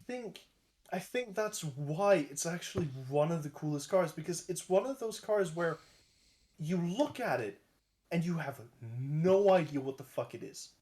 You look at a first generation and you look at this car and you're like, what the fuck is that? Because it is ugly. It is not very pretty to look at. It is stupidly designed, barely functional, and an absolute fucking monster on the road that can only be driven by people who actually know how to drive a car. We're not. Gotta remember, V10, open rear differential, no traction control. Well, and yeah, you yeah, have no, 500 horsepower from that V10. If you didn't know how to drive a car, you were gonna crash it. Which a lot of people did. Exactly, and that's why I actually think it is actually a surprisingly cool car. Well, yeah, because I still even though I still don't. Yeah, okay. That car I shared is probably the most disgusting Viper ever made. That is a factory Viper. Dodge made that. That is the Dodge Viper GTS ACR, and it is probably the most disgusting thing I've seen. Yep, I don't want to ever see that ever again. Yeah, no, that there is. I'm not gonna say the sole reason, but it's one of the reasons why I don't like the first and second generations of the Viper, because they look fat. They aren't pretty, but I think that's one of the reasons why they are actually quite cool. Well, yeah, but that's just kind of why I like the third gen, because the fourth gen tried to be, let's be honest, it tried to look like a Ferrari. Look at this fucking thing.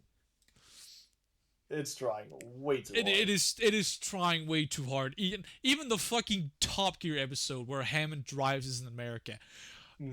It's not because it's big, but because he says, who is Viper owned by right now? They're owned by Fiat, which means it's a Ferrari. That is not a good thing. That's a bad thing.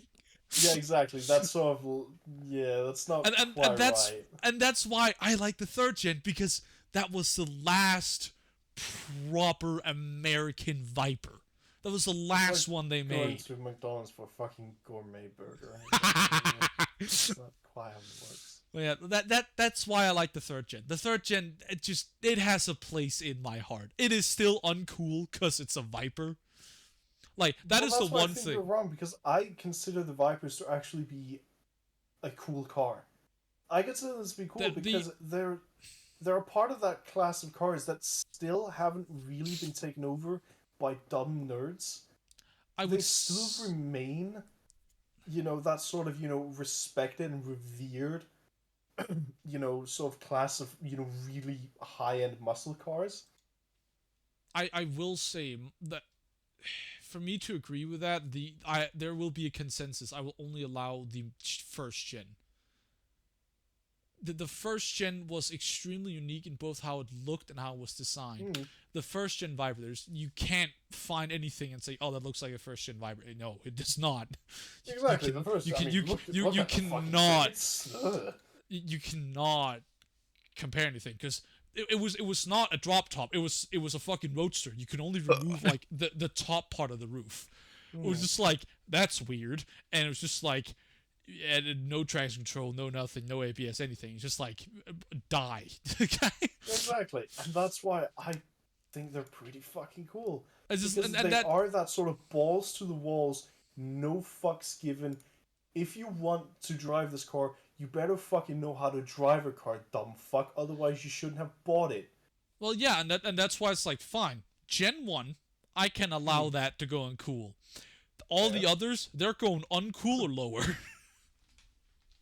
Because they lost that insanity or what? Well, no. Here's the thing. All Vipers, since the first one, they've stick to that theme. No traction control, no ABS. Every single one. Oh, okay, so you mean that the first generation was crazy enough and shouldn't have gotten more. The later ones are just so much more insane that now it's ridiculous. Well, no, it's also because it was original. They had an original idea. They wanted to be okay, we want to do something fuck was it? We wanted to do something... You do know you're allowed to join in on the conversation. You don't have to just... Yeah, but I do not know shit about cars. I'm just posting cars from games I know. That's fair. Fair. But Viper, they wanted to do something like they did with what car was it? What car was it that Viper was copying, because it was with it's not the Mustang. Fuck me. And anyways, it's just the first gen, it was an original idea, and it is also a classic today. And that's why I feel fine, it can go uncool. It can go uncool. It's just, as it went on, the cars, they just got too crazy. The power went up. The engine got bigger.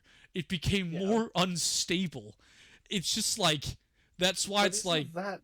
Isn't that part of why the Vipers are cool? Because you had this company that literally were selling a concept of, this car is dangerous to drive and you can die. Isn't that pretty cool? Sure, it's just like... Dying is selling cool. you basically a suicide aid. Well, yeah, it's That's just like... pretty fucking cool in my mind. It's just... Suicide is based. I just can't see second gen and upwards. I can't see them in cool. I just can't see them there. I don't see why not. I just don't see why not, because in my mind, everything up until the last generation of Vipers are some of the coolest muscle cars that America has ever produced. Because they're so muscle car, it's just ridiculous. Well, you literally have this tiny sports coupe where you just stuck in literally the biggest fucking engine that you can possibly fit, and then some fucking meth-headed mental who smoked way too much crack cocaine just comes in and says, what if we supercharge the fucking thing? And they did. And now you can get fucking Vipers that have over 1,000 horsepower and are still absolutely uncontrollable. Well, yeah, but that's the thing. Like, I don't want to say they're not muscle cars. I just feel like that's a misconception when talking about them. They're more classified as supercars. And then also, second thing, these things are not small. These things are bigger than Corvettes. I saw one at Le Mans last year. Those things are fucking huge. It's not a small car, and that's partly because the bonnet is gigantic. This thing is long and wide as fuck. This is not a small car. It's also heavy as hell. Yeah, but it's American. It is American, but it's just like, I personally can't put it in cool. Not the second generations and upwards. Definitely not the fourth generation. Fuck the fourth generation. In my mind, there's no real... I can't see why you wouldn't. That's the thing. So, because what is it that's making the cars uncool in your mind? Like I said, it's just like they're trying too hard. But they didn't try. They just did. Well, yeah, no, but it's just like I can't explain it. It's just I don't feel like they can go there. Like, if you really want to put them in cool, sure, I'll concede and just lie down. I just don't feel like they belong cool. I mean, but again, that's my opinion. If you more feel like that they belong there, again, we're talking about a single tier here, cool and uncool. Pretty much. But to me, it's and that's why it's like the Vipers, like at least the early generations of Vipers, they belong there. The later generations, nah. And that's why I'm like, I can allow the first gen because it was a classic, it was original. What they tried to do was absolutely bonkers and insane. And they still tried to do that. I just feel like they try too hard to make sure you die. And I find that pretty base, not gonna lie. Because I like that about these cars. I like the fact that they're literally selling a fucking suicide weapon. You know, it's like selling someone a gun, but the barrel points towards you. It's like, why the f would you sell this? And then they just go, well, you're the one buying it. Which is fair. I like that. Yeah, and again, I'm fine. I'm fine with it. Like I've set my piece, and my opinion. And again, all fucking opinions and placements on the car wall, it was definitely not agreed upon every fucking time. Well, again, we're going to argue like fucking shit fucks about this probably forever, because that's what the car wall is meant to be. Well, yeah, and that's why I'm just like, as soon as Victor shows up, we're gonna have an absolute fucking aneurysm dealing with him. Well, that is actually why I kind of want to do this before he gets here, I don't know where you want to put third and fourth gen Viper. Figure that out. Let's talk about Porsche. Actually, no. Let's take Daniel's cars that he's posted. That was also something I was thinking. I'm also going to bed soon, so. Well, no, fuck you. You're not leaving until we've ranked your cars. You put in 2 cars. You put in a Mitsubishi Eclipse, which is not a bad pick. It is definitely a let's not say lesser known, but it's a lesser popular JDM car, mostly because of the versions you can get it in, and there's only one version most people want, which is the 4-wheel drive 2.5 liter turbocharged one. That's the one everyone wants. Oh, we do not talk about the modern generation of the Eclipse. Go away. We do not talk about that one. No, not that one. Those. They are like. They are fucking ugly. They're Holy fat shit. And ugly. I'd forgotten how ugly the modern ones were. We're only gonna talk about the GSX because holy shit, this thing was holy shit. Yeah, it was the pinball ride car back in the day. Oh my god. That actually is the fun thing. They actually, most people own these, at least nowadays, they don't pimp them that hard. They actually respect the original design a lot, and they end up looking like that. Because to me, I feel like this is the good boy version of the Supra. That this is the thinking man Supra. You know, this is for the person that actually knows their shit and doesn't jump on the fucking hype train. Well, yeah. I think that's why we could consider this actual cool. Like that's a cool car. Like this is a genuinely like good looking car. That's a JDM classic. That surprisingly, a decent amount of people sleep on, most because like it looks good, but some people think it also looks weird. It does look weird. It's very fish-like. It is very fish-like, and it's also how small it is. The Eclipse GSX, very small, very very small car. That's so sad, Pontiac. What did you do? They wanted to put a bigger engine in it. It's so sad. But yeah. Okay, so this is the GTO, if I'm not wrong. It's a Pontiac GTO. Well, yeah, no, but I want to find the actual one we're talking about, and it's the one. What is the fuck is it called? It's called the B something. Super B. It's basically a Super B. That's the best way to. So, but yeah, Pontiac GTO. Weird part is I do not remember why I know this car. It's just stuck in my brain. Well, it is definitely a classic muscle car. I feel like this is like the AMX Javelin and the original Camaro, where it is the muscle cars, like the original muscle cars that people are still sleeping on to this day. Well, yeah, because they were fighting against Ford and Mustang. Dodge. Yeah. They were the main guys to go up against, because Ford made a super small car with a decently sized V8, and Dodge went balls to the wall and decided to, know what, we're gonna make the bigger engine. We're gonna make the biggest car and put the biggest engine in it. Bigger is better. So yeah, all these like in between brands like Pontiac and what else the fuck else we have, like Javelin and Camaro, they're just poor thing. Oh god, why do I like it? Oh god, Gordon, stop liking it. That's disgusting. Go away. God, why do I like it? Dude, that thing actually looks fucking cool. Gordon, imagine the side profile. Gordon imagines an EV. It's an EV. It's an EV. It's an EV swap. It's an EV swap. Oh, dude. It looks so cool. Oh, God, it looks so fucking cool.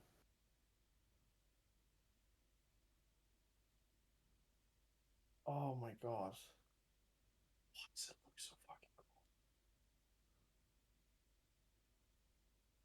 Does it actually feature? Oh my god! It has the original. Oh my god! It has a Hemi. Yeah, I like this thing. That is, yeah, I like that thing. That thing looks cool. But anyway, AMX Javelin, another great and very fucking cool muscle car that people are sleeping on. Oh yeah. And of course, then we have the Camaro that kind of just exists in the background. It's so sad. Well, yeah, it's being drowned out by fucking Dodge. Are you riding GM Camaro?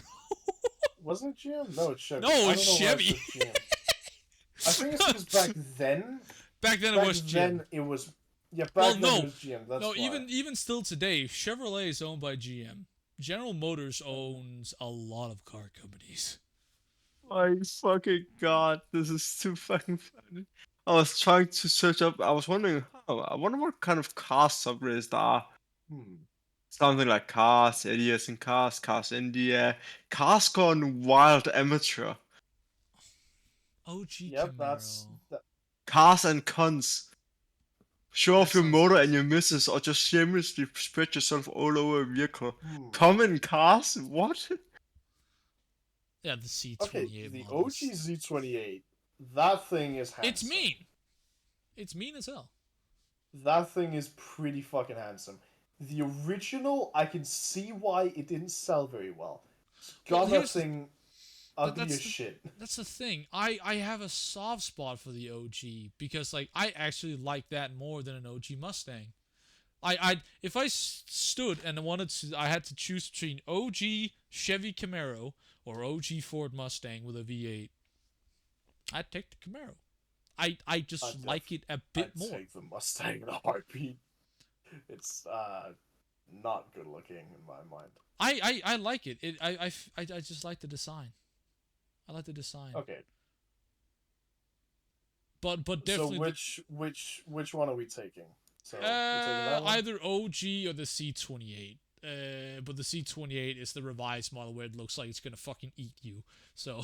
I mean, I want this thing to fucking eat me.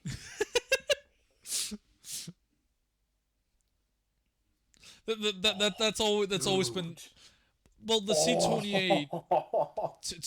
To give an explanation, what the C28 was, it was the C28s were high performance. And high performance and luxury cars at the same time. Is that a goddamn OnlyFans sponsored fucking R8? Yes, it is. Fuck this timeline. You really what the actual fuck? You actually want to put timeline. Huh? Are you okay? I want to ask: is this just the C28 models, or is this just Camaros in general? You're putting in. This is OG Camaros. Okay, then I want to quickly mention you're ranking it higher than Mustangs. The reason why I would like to remind you why we put the original Mustang there is because it looks good, but it has a fucking terrible, terrible engine. This one is an amazing car, but is owned by fuckwads that never drive them. The reason why that goes there is because that is a good-looking car that is owned and run, and is another one that people are sleeping on, meaning you can actually buy them and you can actually see them.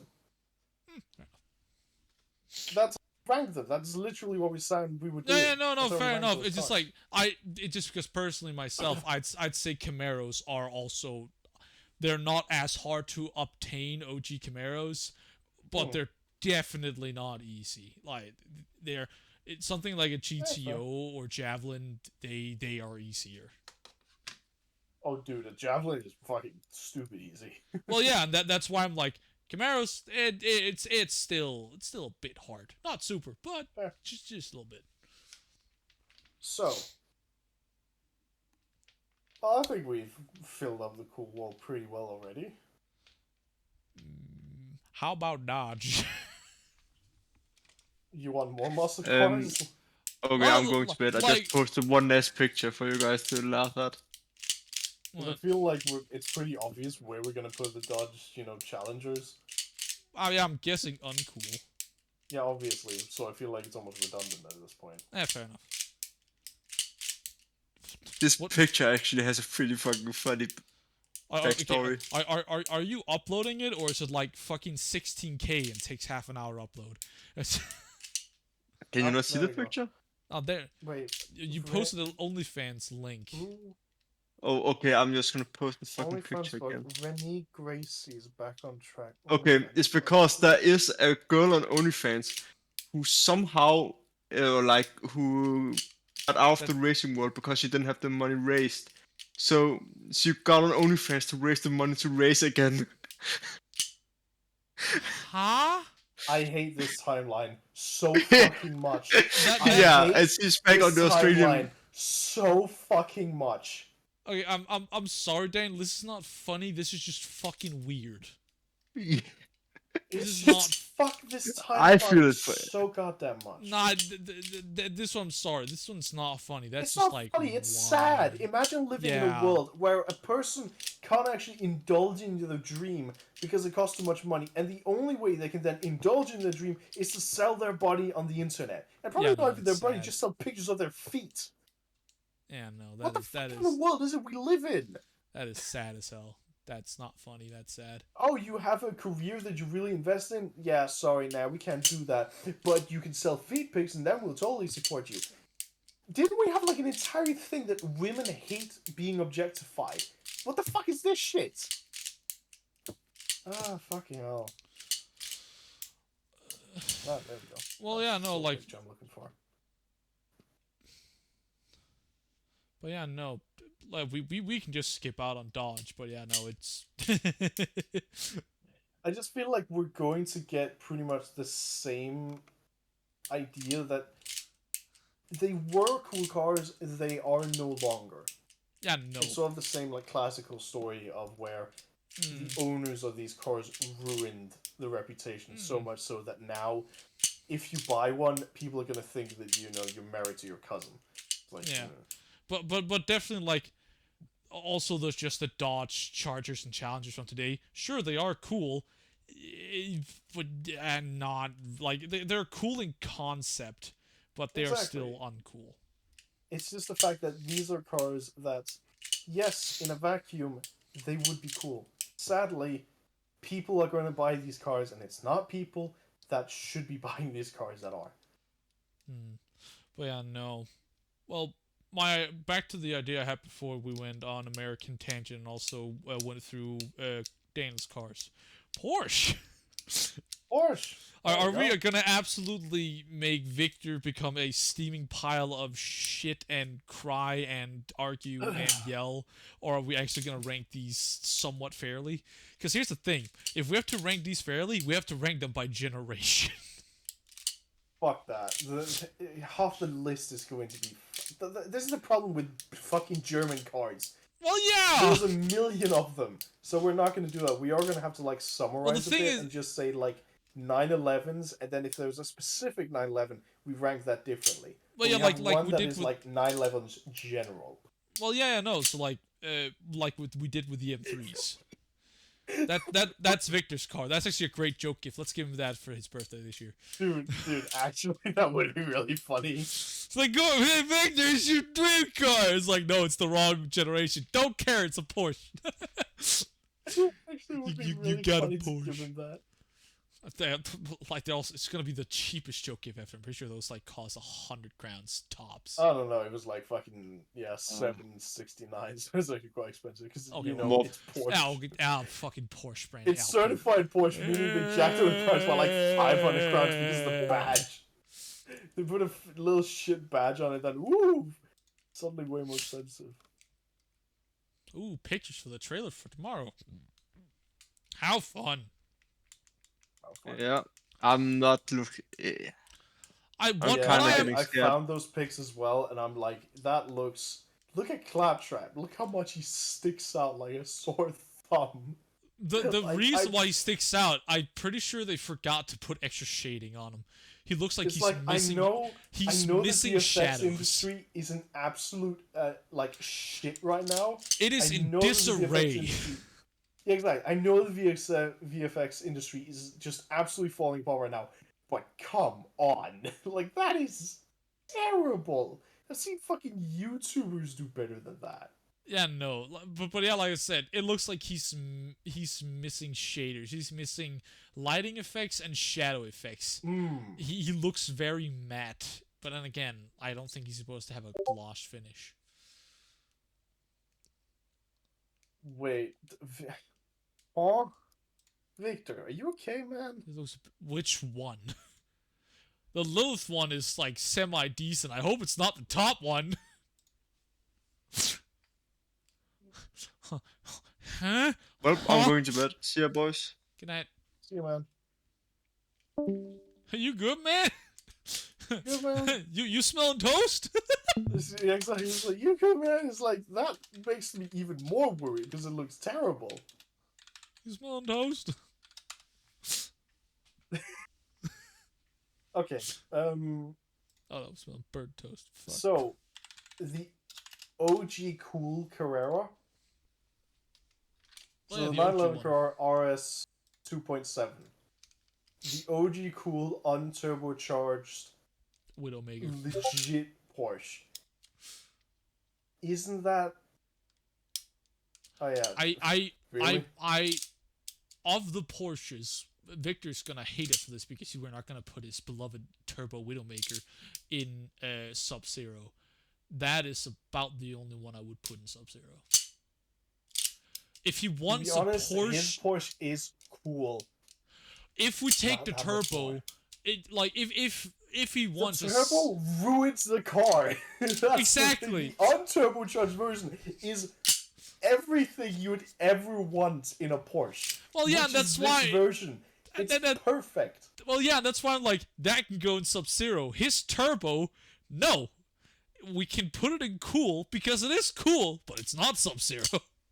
Definitely not, because it's a car that lands people in the fucking walls because Porsche didn't engineer it properly.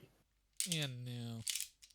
Because again, it's not like the Dodge Viper where they were inherently selling a dangerous car and they were like, fair enough, you're buying it.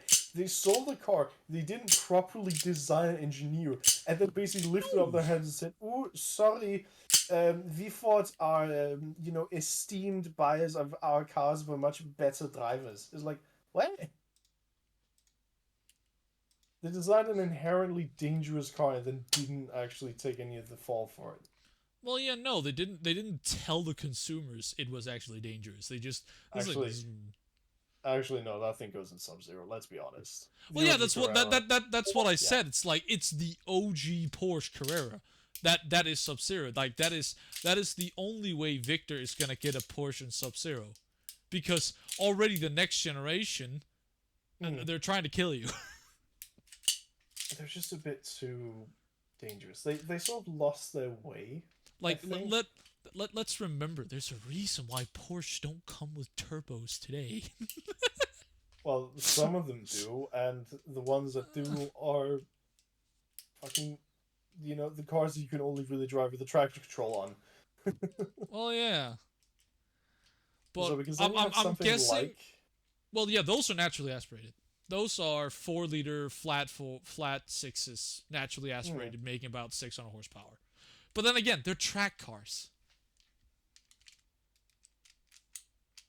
I mean, does that inherently make them uncool? Well, they definitely put them in the category of trying too hard, like the Nismo. That's a good point. That's that's why I'm also like with the Vipers is like the ACRs definitely they're trying too hard and should definitely the ACR way too much. No, and that's why it's like I feel like we, like you said, we need to like kind of categorize them because there's so many different variations of the Porsche. We need OG Porsche, which is serves Sub-Zero. Then we need to do a general ranking of Porsche, so that it's just all of the generations mixed together. Because like we kind of bully Victor with, they kind of look the fucking same.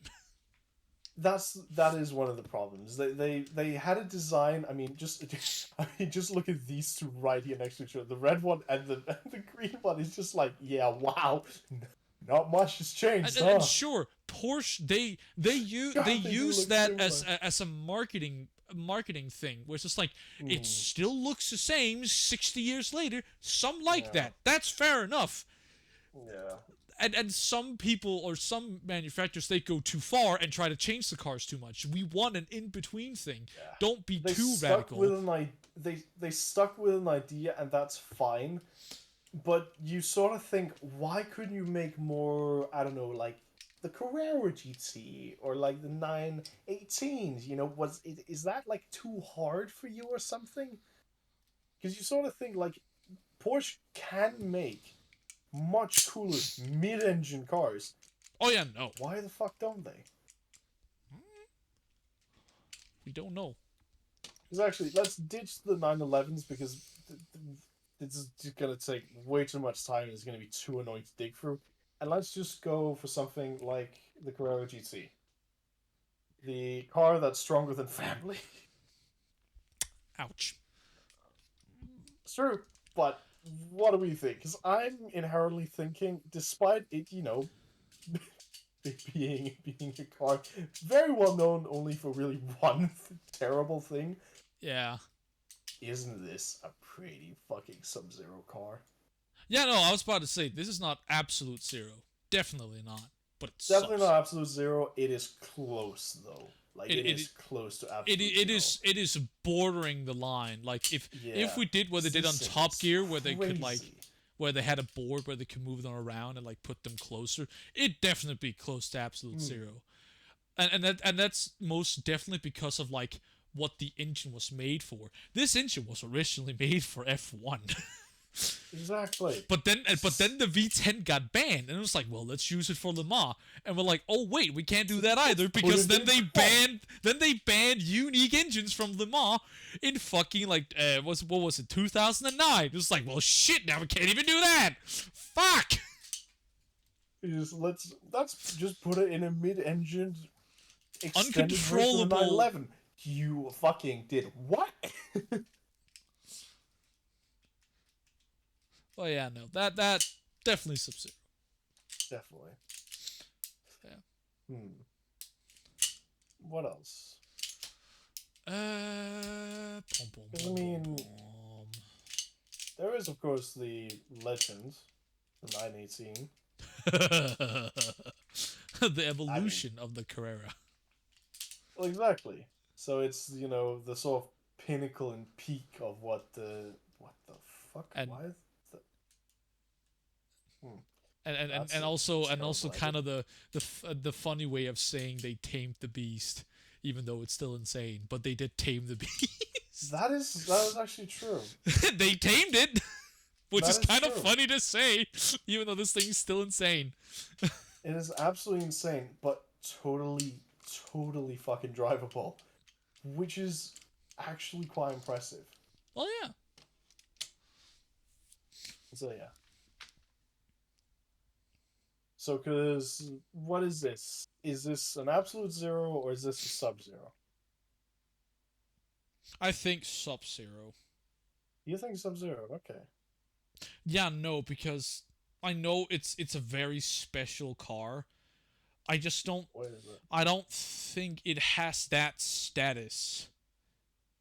That I mean, it is part of the Holy Trinity. it is part of the Holy Trinity. I just still like if you I love stand and talk about like here's the thing, if you stand and talk about like very legendary Porsche cars that go on the road, one of the first one that will be mentioned is the Carrera GT, not the 918 Spider. That's a very good point. The Carrera GT will be mentioned first because it was more, not more popular, but more well known because of the story and how it was developed and how it ended up being a road car. That's You why I think maybe feel this like is this maybe a situation where because this car is actually so grounded, it actually makes it a little bit boring? well, yeah, like because like if you wanted to rank the Holy Trinity, here's the thing: I'd put them all in Sub-Zero, all of them. The McLaren P1, Really? the Ferrari, I would put them all there because of what they came after. What cars came before them? We have cars, the Ferrari F40. That is not only a poster car, that is a legendary car. That is a car that was originally... The Enzo is cooler than the LaFerrari, the F1 is cooler than the P1, and the 100%. Carrera GT is way cooler than the 918. Yeah, and then that's why it's like, I would not put them in absolute zero, because they don't have that legendary status. Because that is what is with the M3 GTR and the Lexus LFA. There is nothing you can compare them with. Nothing. There is nothing that is so outrageous. That's what makes it absolute zero then. Beyond compare.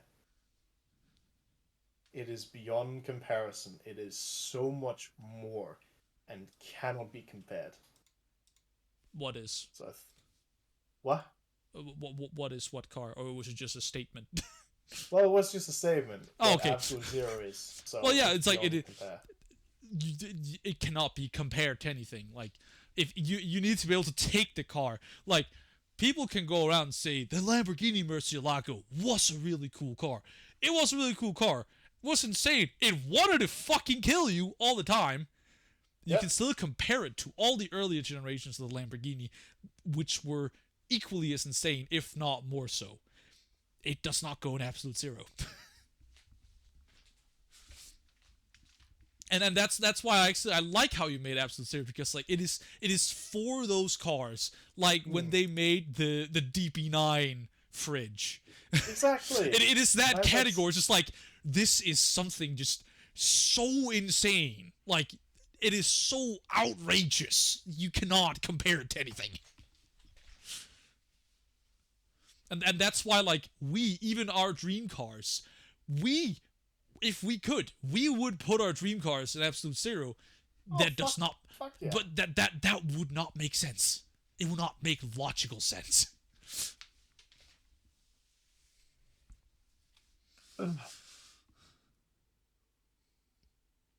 Okay, beyond compare, I can't see what it says under, because text is so small. What does it say under Sub-Zero? It needs to be small, so because otherwise it doesn't really fit. Yeah, okay, I can see the head turners. Sub-Zero, it says what? It says the font is making it hard to read. I know. So, but Sub-Zero is... Okay, so I'll just start from absolute zero, beyond compare. Sub-Zero, the breathtaking and truly special. Yeah, cool, that makes sense. The head turners and conversation starters. Indeed. So, what is uncool then? So bad it's sad, indeed. That fits for cringe. Uncool. Could have been. Could have been. Could have been, or I don't know why, ruined by the people. Or could have been, or used to be. Yeah, could have been or used to be. Yeah. Yeah. That's what makes something uncool. Because it could have been, or it used to be, and just lost that magic. Seriously uncool. Seriously uncool, that would be like... Designed to be disappointing?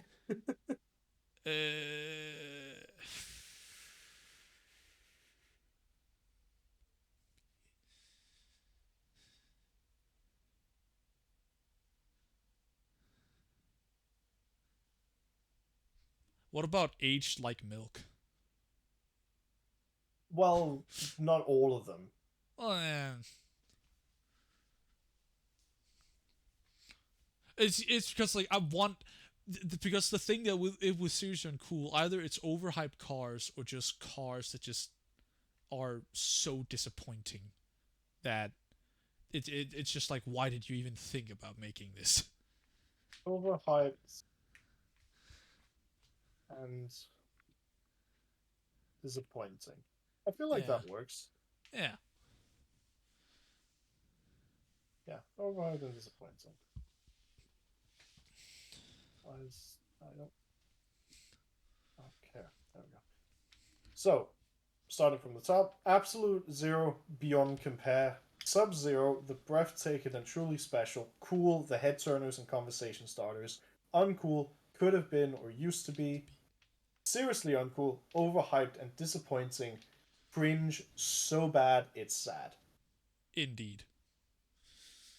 Probably that. I think that works. So, because now the rankings that we've made make even more sense, because now it sort of gives reason to why we've actually put so many, in reality, cool cars in uncool. Well, It's yeah. because they used to be cool, not anymore. No more. They were poster material back in the day, and when they came out, fuck yeah, totally would have been up there. Nowadays, when you look back at them, you're sort of like, God fucking damn it. God fucking damn it. Disappointing. Exactly, you're just so sad because you're like, fuck.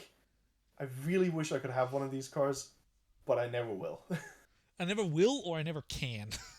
Exactly, and that's just sort of like, fuck. Well, then they're not cool because they're not attainable. Well, yeah, that is kind of what I think we're actually gonna end up also putting a lot of supercars. Actually, I think we're gonna putting a decent Ferrari. That's gonna be Ferrari. We're gonna put a just gonna end up in uncool because it's like, yeah, this is a cool car. I fucking wish I could, like, I don't know, just see one. It would be nice if I could, like, know it existed. Like, oh yeah, I love Enzo's.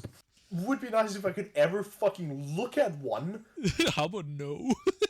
Exactly. It's just like, well, fuck this car then. It was made for Enzo Ferrari, and the only thing people can do is talk about it and never fucking show off. Enzo would be fucking disappointed in these cunts. Oh yeah, no. Also the fact that they've made this fucking loyalty system is just like, you want to buy Ferrari? Well, you that Ferrari collection looks kind of mid. You better get like pathetic elitism. It's just like Ferrari complains about not Ferrari complains about not selling a lot of cars. It's just like, what's your marketing scheme again? Just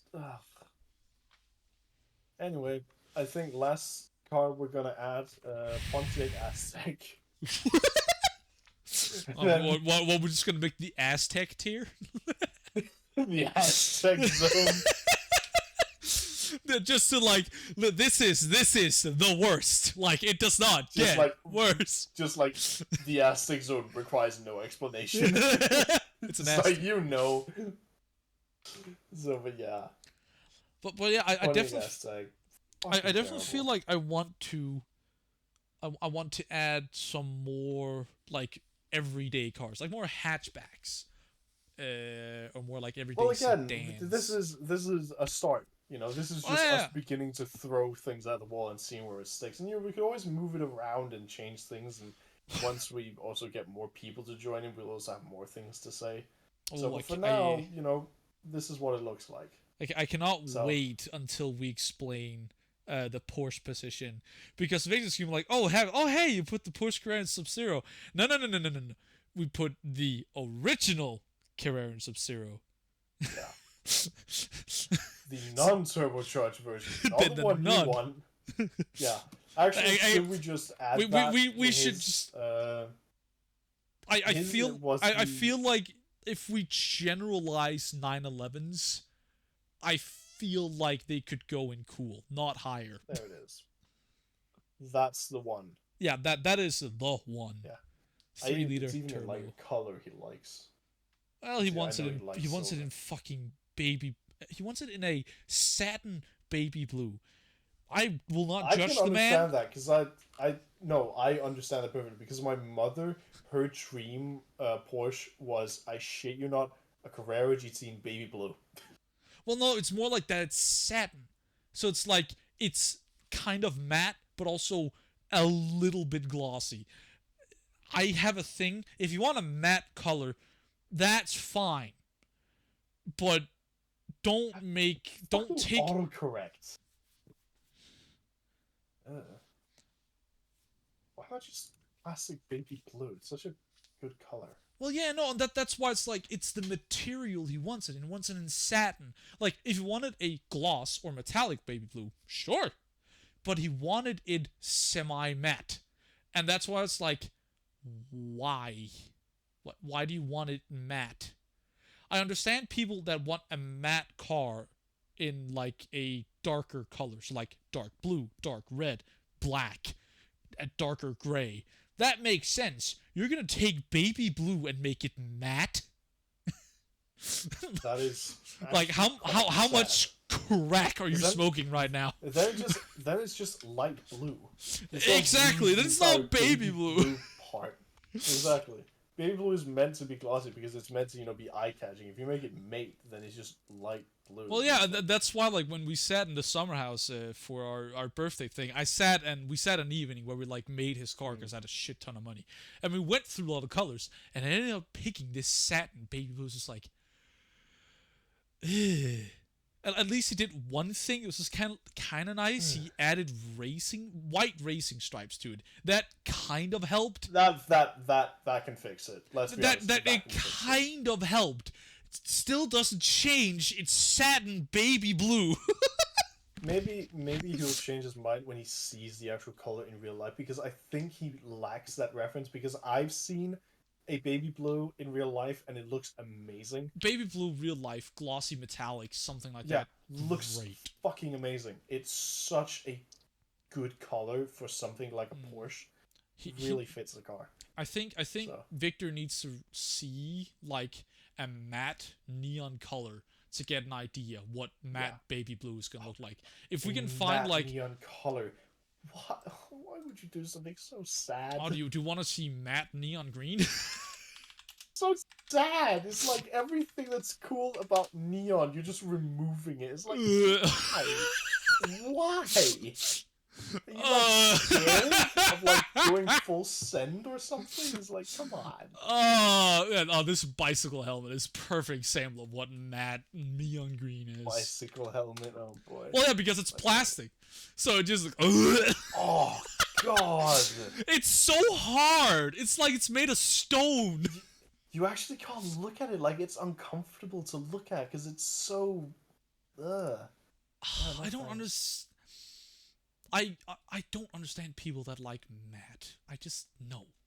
I found that one matte color that I found on that Lamborghini, which is like a dark blue, matte color, and that looked fucking amazing. God, that looked good. I don't know if that's the lighting, but that is oh boy. What up? That is definitely full send. That is full send on the matte.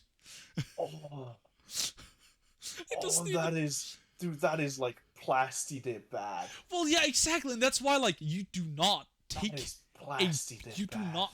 a bright color and make it matte, because then it looks like plastic. Yeah, why do you think I sent the picture of a bicycle helmet? That is what matte bright colors look like. They look like plastic. Yeah, that's bad. It's like don't. Yeah, I'm gonna stick with my red color, and if I can, I want to get a fake midnight purple. If I can, I would go to like a vinyl shop and be like, I'm interested in this color combination that's called midnight purple. Now, of course, I cannot have my car in midnight purple, but you wouldn't perhaps have a color called purple midnight, would you? Well, wait, why can't you get it in midnight purple? Do you have any idea how fucking expensive it is to get the actual color from Nissan? Oh yeah. If you want it from actual, you can just like you said, just go to a paint company, be like, do you have a color that like looks like? No, you can't. You can't do that. Oh, okay, fair enough. You can't do that. Midnight purple is is a trademark color. The specific pearlescence of that color combination is copyrighted. Like, you cannot just go to a paint shop and say, I want this, because Nissan can sue you for that. It's the same thing with like Ford colors, for like various like Ford GTs. Like, they are copyrighted, so you can't actually get that color because someone else has like bought the rights to it. So if you want something like midnight purple, you have to get something like it. You can't get the specific one, but that's fine because I want to have mine brighter anyway. I want more orange in it, so it's a lot brighter of a midnight purple. I can try and see if I can find what I mean. So, because you can see Midnight Purple here, right? It's pearlescence between this dark purple and blue. Well, yeah, I know the color. Yeah, I know. I want like that. I want orange instead. I Ooh. want it to be, instead of midnight purple, I want it to be more like sunrise purple, if that makes sense. That when you look at it, from an angle, you see that like beautiful orange color flare up, so it almost looks like a sunrise, like like the cyberpunk thing, where it's like that beautiful, like oh, dude, that's it. I know. That's what I want, basically. Why you want a color shift? What? I Why like the it a little fuck bit. would you put midnight purple on their fucking GTR and then paints their calipers green? Lime green thing. Oh, that is terrible. At least the rims are decent looking. Oh, that is. Oh, that is. That's quite handsome. That's quite good. But yeah, no, I like. I like it when it's a lot more orangey. Oh yeah. Oh yeah. That's not sad. Yeah, that's good. But yeah, I'm way more into an orangey midnight purple rather than a blue. I Sandwolves of the Hells. I found one picture. I found two more. I think the sunlight does it better. I found some satin baby blue color or cars.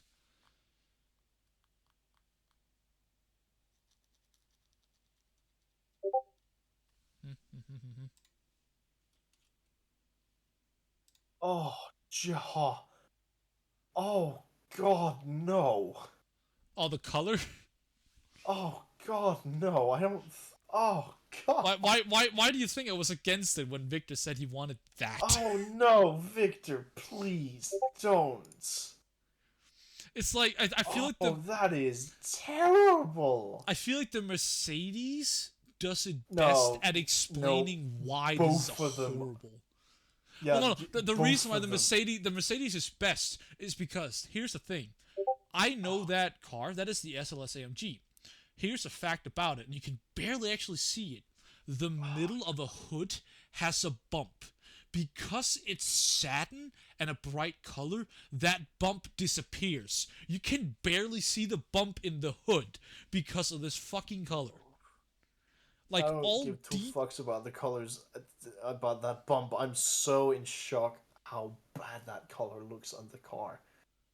Well, yeah, I'm so in shock at how bad it looks. well, yeah, the problem is, again, it's satin. So it's like, sure, it looks semi-shiny. It's still matte, so it sucks in the light. It does not reflect it. It just looks reflective. It still sucks in the light, which is why the top and like the other side of the car on the Mercedes, it looks overly like brighter. It looks almost white because the light is making it look brighter, but it's not reflecting the light. And it's just like, Victor, why? And if I'm not wrong, the color I found in Gran Turismo 7, it was a little bit brighter than this, so it was a step beyond baby blue. Not a lot, but a little bit. And it's just, I don't know. I won't judge him, but I don't think he's gonna get a lot of people saying it's a good looking car.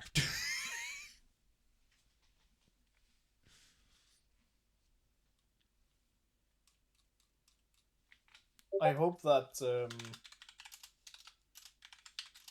he changes and matures a little bit as he ages and realizes that that color would be a fucking terrible choice.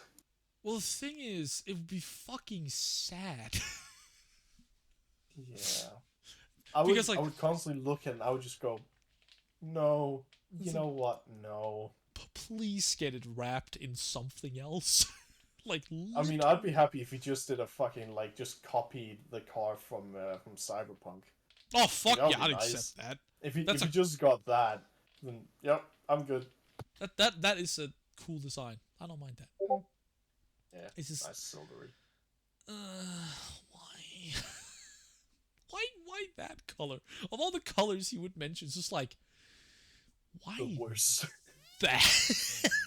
Yeah, man, such a weird taste. Well, I think that's the end of the car wall for now. At least for today. Yeah. So, and I guess if we think of any cars, we just write them on a list, and then we can bring them up next time and take it from there. Yeah, but I think I'm mostly thinking about like more like everyday going cars. Sure. Well, Like write them like down, and we'll go through them. yeah, like the actual cool wall hat. Again, I don't want to copy it. It's just like I also don't want to just fill up our car wall with just the unique cool sports hypercars. I also Yeah, feel I like mean, yeah, it's whatever. yeah, I just feel like also we need like the variety of like the fun small cars that are just like this is a fun car. It costs nothing, but it looks amazing. Suzuki fucking Gemini. Suzuki Swift.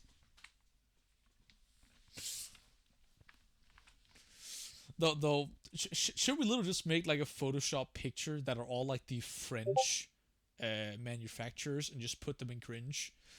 Every French just like car in cringe. just like every single one. Everyone. It does not matter. Like I'm sorry, even Alpine goes over. It's just like why? It's French. We don't need to explain. It automatically is shit because it's French. Right. Well, I'm also gonna have to head to bed because I need to get up early tomorrow. So. Same. I have to help my dad getting a car to the work to the shop. So.